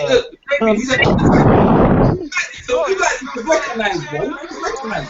Hey, I think Taylor has a good chance against Quillen. What? Yeah. What did you just say? Taylor has a good chance against Quillen. He gonna eat a left hook in his night. You know, Quillen's too active for him, I think. Quillen's too active for him. But either way, we're talking about this. Like, how is these fights big? Like, how is this big fights? You know, like, I mean, if you got Peter Quillen walking away from titles, he gonna walk away from a title to fight Danny Jacobs or Jermaine Taylor? Like, how? Like, what is Jermaine Taylor gonna like? I don't know. What is he gonna get locked up?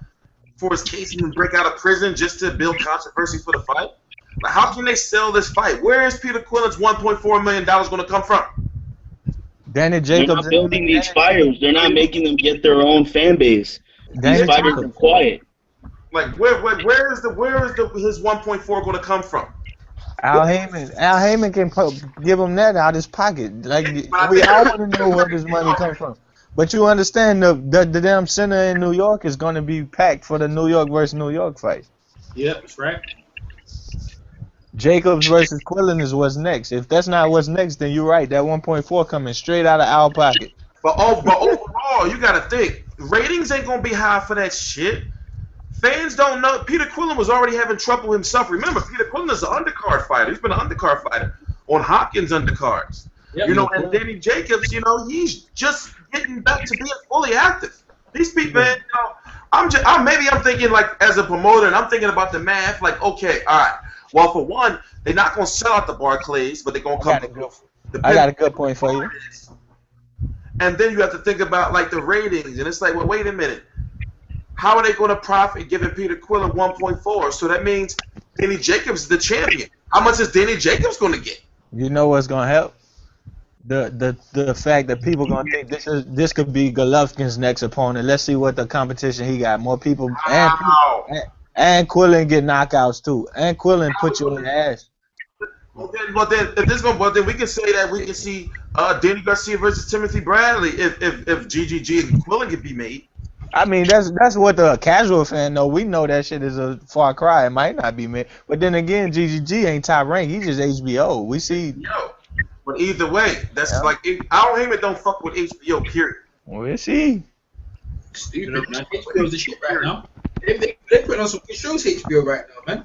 Yeah, but if you think about it, they're putting them on in kind of desperation because they have, it's like they have a limited amount of the fighters. Al Heyman's just started signing up all the fighters. Imagine now, like Golden Boy and Top Rank, they cool now. So we gonna get better fights, man. We're gonna get more fights. Who Golden They Boy haven't got? proven that they're cool yet. No more. Huh? What? If you notice, if you look at the last couple cards, No, but Al Haymon fighters that were formerly fighting on Golden Boy cards were fighting on Lou DiBella cards. But De La Hoya has just bought out all the stock now. He controls everything now. So you're gonna So Golden Boy Promotions, he got 87% of the stock. But who signed to Golden Boy Promotions is what I'm saying to you. Like who signed to Golden Boy? Floyd Mayweather lied. He said when you're talking boxing, you're talking Floyd Mayweather. Nope. When we talking boxing, we fucking talking Al Haymon. So he lied. You're talking about Al Haymon. You're not talking about other fighters on HBO that we saw tonight. You're not talking about Al Haymon at all. Have a working relationship. I'm just telling you right now, the tangent always on these conversations go right to Al Haymon. Exactly. The Danny Garcia and Peter Quillen conversations go to Al Haymon for sure. Every time we get on here, we speak Al Haymon. It's the longest conversation. We're getting sick of this bullshit. Every time. For sure. Y'all switched executives. So you got Steven Espinoza, who used to work with Golden Boy, good friends with Richard Schaefer, who used to also be with HBO at one point in time, working on Showtime. Guy Ken Hirschman used to work with Showtime, is now working with HBO. But basically, HBO has put their foot down ever since the Al Haymon thing. With Al Haymon putting on all those bullshit fights, and this is a fact. With the Andre Berto and Alfredo Angulo getting all these HBO appearances, they said basically we're asking you for fights, Al Haymon, but you giving us these bullshit fights. Al Heyman's been doing this since HBO. That's why they basically kicked him off of the network. They kicked him off of the network because he was doing the same shit he's getting away with on Showtime. Did you know that? Man, he's landed on his feet, man. He didn't mind. He really kicked him off. He left Showtime, and now he's got a new deal with the team. But see, I'm not saying this is not a conversation where I'm trying to defend him or I'm trying to put him down. Because see, that's the problem we have when it comes to us as boxing fans. We try to make excuses for why we're not getting the best fights. Okay. I'm just trying to say that he's had a track record for doing this, and I'm going to condemn him next year because I'm going to think, okay, all right, Al Heyman's literally been in the game for about no more than 11 years. It's been about 10 years. So I'm thinking he probably had his little 5-year plan, and then now he's signing up all these boxers for this big extravaganza in 2015. And if you look at the fighters, he can do it. You know, remember, boxers have a shelf life.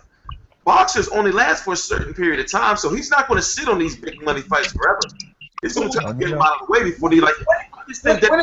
When are you going to start blaming the fighters? Because the fighters, they're the ones you did. You know what I'm saying? Like Canelo, he came out and said, "I want Lara." I agree. To fight Lara. So when are you going to start letting the fighters taking the blame? Because he's out Haymon, but these fighters are sitting there because he's the advisor. So he says he advises you the best thing. But the fighters like, nah, I'll fight who want to fight. Keep it in fight. Why? Well, here's the thing. Here's something else to look at. Let's blame Cooler. A lot of these fighters to contracts where they have no control. But that's not what an advisor does, though. No, that's not what an advisor does. No, he's not an advisor. I think by now we can realize that he's not just an advisor. Dan Rayfield, he released some information regarding him and contracts. And then, it pretty much says, you have to fight who he wants you to fight. Yeah, that's not an advisor. But that's not an advisor. Then. So what's he's not an advisor. He's an advisor. He's a manager and a promoter. He's an advisor, manager, and promoter. What he's doing is nearly illegal. I don't know how the hell he gets away with it. That don't make no sense. Because he's under the word advisor. That's not. Why is the advisor? How is the advisor getting deals with TV networks when he's just an advisor? Isn't that the job of the promoter? There's no real definition of what an advisor can and cannot do. Well, it's called the Muhammad Ali Act. There actually is a law about this. Yeah, but he's not a manager. He's an advisor. Yeah, he's an advisor. He's not the manager. But an advisor cannot be a manager. Nobody's going to send a guy to prison. There's nothing that says that, though. Put it like that. There's a Muhammad Ali law that does say that. Yeah, but he's not a. That's for a manager, not an advisor. Listen, y'all making too much. It's a loophole. Alright, so he's sitting in a loophole. That's exactly it. He's sitting in a loophole right now. Y'all thinking too much. He made a new position. Now listen to this. Now, if you don't know, once again, I'm gonna advise you all to stop talking about Al Haymon before your Facebook account gets stolen. Okay, I'm muting the shit out. Now I'm muting everybody. I'm muting everybody now. No, go ahead. Anyway, he signs these people to exclusive contracts where he controls all the marketing aspect of everything involving the fighter. So a fighter can say, "Yeah, I want to fight him, but you don't fight nobody until Al Haymon signs off for it." Now, the WBO president, I said this before, thanks to Dean, put out a tweet saying that basically the Boxing Reform Act needed to be redefined, meaning that he was taking a shot at Al Haymon, basically redefine what an advisor does. Being an advisor in boxing is the most powerful position in boxing right now. Al Haymon has it. Why? Because he's able to be a manager and a promoter. Because what does he do? He takes his fighters and he says, "Sign with me, but don't sign up with a promotional company." And he uses his fighters to auction them off. Like, okay, well, I'll have my fighters fight on your card, and your card, but we won't sign with you. So as of right now, the last two fights that featured his fighters were a Dan Goosen card and a Lou DiBella card. So the one on Showtime with Francis Bartholomew, which one was that? I think that was the Lou DiBella card. I think the one with Jermaine Taylor on ESPN, that was the ESPN. Dan Goosen card. The Veins one was a Goosen card. You haven't noticed, there are no fighters fighting on show. There's no fight scheduled for Showtime except for this foreign fight coming up, and I guarantee you that that's going to be not a Golden Boy card. So there's something going on. Now I understand that's not what an advisor does, Mr. Jarrett. Okay, I know he's not supposed to be doing that shit, but he's doing it. Like, he's doing it. Like, these people, like, he's having them sign contracts where they have to do everything that he says. Yeah, well, every fighter even fought tonight on the Golovkin. I'm just saying, some of the fighters need to take responsibility for the action, because then the day, like I said, Alvarez got Lara. He wanted Lara, and he got Lara. You see what I'm saying? So the fighters, if they come out in the media and say they have to, the managers and the promoters, they have to give what the fighter wants. So you could put it on the fighters. Look, if that was the case, Broner would be fighting Pacquiao instead of Algieri. Broner said, "I'll fight anyone. Give me Matisse or give me Madonna," and they pick Broner. No, but you just said to bring that cheese. You know what's funny? We've been talking so long, nobody even said anything about Broner until now. Bro, I'm just saying, fighters do get what they want. Fighters do get what they want. When they come out and open their mouths, Lara called out Canelo, and he got Canelo. I'm saying fighters, if they open their mouths and say they want this fight, then they can get it. Right, exactly. Golovkin has called out Peter Quillin time and time again. I'm thinking that this man is telling them. I'm thinking that Al Haymon is telling them. Like, well, what do you say when Max Kellerman or Jim Gray asked me this? Al Heyman's telling them, listen, just tell them you're gonna go back and talk to your team. So in a way, if he's telling you to say one thing, you go out there and say another thing, you know, you go back to the locker room, I mean, whatever, and he probably come and ask you like, yo, what's up? Like, why would you go do some shit like that? That's true. Because you're right. Because Al Heyman's there to be. I'm not saying that. Like, if you look at all the post-fight interviews, like it seemed like these guys, like, okay, I used this example before, when Lamont Peterson defeated the last guy for Edgar Santana, the look on his face and the way he was saying it, like about Danny Garcia, he was like, I hope so. Like, what the fuck is going on? Like, I want to fight him. But that was the emotion you see in his face was like, I don't like this shit. And you see it with Keith Thurman too. You know, you see with Keith Thurman want to fight everybody, but he know Al Haymon like, all right, calm down. He want to fight who? What about the Devin Alexander situation? What about that? See, exactly. Because you know what? Al Haymon ain't ready to cash out Devin Alexander yet. Not just yet. Maybe he's waiting to cash out Devin Alexander on NBC Sports or wherever he goes there. But I think that Al Haymon right now, he doesn't want his fighters in dangerous fights on network TV. He's saying, fuck it, I'm going to go on, you know, national TV and all that, and then, you know, risk my fighters. I'm not doing that shit on cable no more. That's the way I'm seeing it. See that? Because all the fights that he's had this year, they've been safe-ass fights. I know, Rod Sucker, man. Rank 73. So we're not getting Guerrero versus Khan, is what y'all thinking? Well, Steve, I don't even want to see that fight. I like that fight. I love that fight. I thought the bullshit we've been getting. I love that fight. Yeah, I like it, man. I like it because that's a competitive fight. Now, when the fight's played, right? Right, exactly. So, I'm joking. Yeah. The winner don't fight, Flay. The winner don't fight. They should fight Kell Brook, man. Like Robert Guerrero should fight Kell Brook or something like that, man. I think Khan should rematch against Garcia. Nah. Why not? That's a good fight. Yeah, that's a good fight. I mean, if Khan really wants to fight with, you know, fight Kell Brook, man. Elite level, he wants to prove himself. He can get that belt. You know, to get the IBF belt to unify the division. Right. I mean, he was doing okay until he got knocked out. All right. He just got caught. He got caught, and then it was at Showtime. He wanted Guerrero versus Khan, but then he tweeted that Golden Boy said, "No, we're doing another fight." Okay. You know, so it's probably gonna be somebody like Jose Zito Lopez and some shit. So Lopez is somewhat dangerous. No, but it's not about that. It's not about that. Yes, he is dangerous, but we're talking about fighting a fight before you get Mayweather. Yeah, that's what we're talking about here. Kell Brook's but he shouldn't be getting Mayweather at all. Kell Brook should be in the Mayweather. If you fight Kell Brook, Kell Brook or Keith Thurman, then you deserve a fight with Mayweather. Exactly. You can't knock that, bro. You can't knock that. That's a good test to go to Mayweather. Yeah, yes, he does. Yeah, if that happens. No, but that's what it's looking like. Rematch Donna again, anybody. Robert Guerrero is good though. I like Robert Guerrero. He's okay. He's alright. I'm not really impressed, like, overall. Yeah, I like that. Robert Guerrero can rough him up. Yeah, that way he's right to. This sounded like the Stephen A. Smith comments, like the Khan not deserving. Like, he beat Guerrero. I say he can get that shit, man. Yeah. I don't know, man. Here's the issue Guerrero versus Khan presents that you probably got to know that Al Heyman's thinking about. If Guerrero wins, he'll be the #1 contender for Floyd's belt, the mandatory. Yeah. You know, so Heyman in the back of his head, he probably thinking like, I can't put that fight together. And they're both managed by, advised by Al Heyman.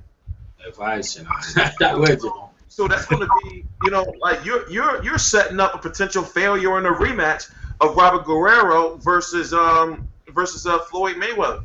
So you know Robert Guerrero wants it. Amir Khan probably wanted to. I don't think Amir Khan's afraid of anybody. I think Al Haymon is being very careful with him. You know, it was like, yo, like right now we gotta wait. Like he made it through Collazo. Okay. Now he's gotta make it through a big name fighter. Like, you know how like when AT Street. Yeah.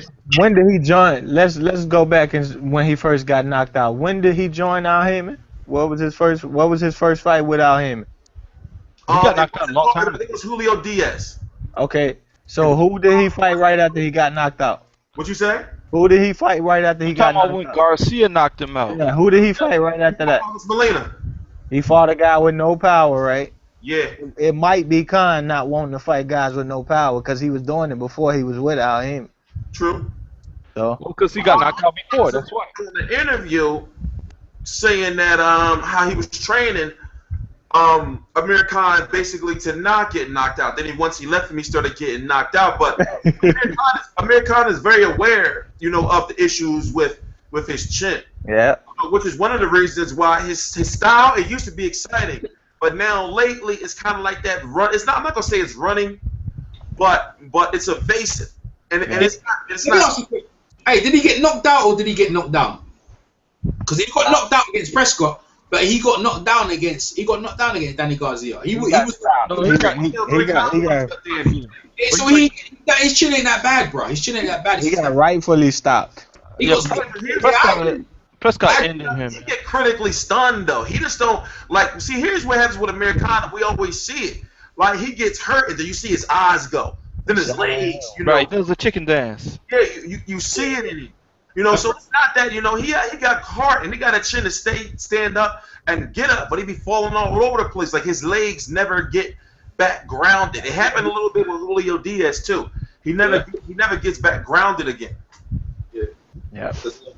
People didn't make the distinction because they keep saying he get knocked out, but he got knocked down. He's just that the referee. He thought, you know, he actually wants to continue in the Garcia fight. He had no business continuing. No business continuing. I mean, he could continue, but it's not a good idea. No, he would have continued. He would have probably put to sleep if he would have continued. I know, man. You know what? We like boxing. Like I wouldn't let him continue because of what's happened to him before. But like the guy's got guts, man. We keep saying he got knocked down, but they don't tell me if he got knocked out was against Bradis Crescott, and that was at lightweight. We all know what Amir Khan has to do for fans to leave him the fuck alone. Just like we know what Deontay Wilder has to do.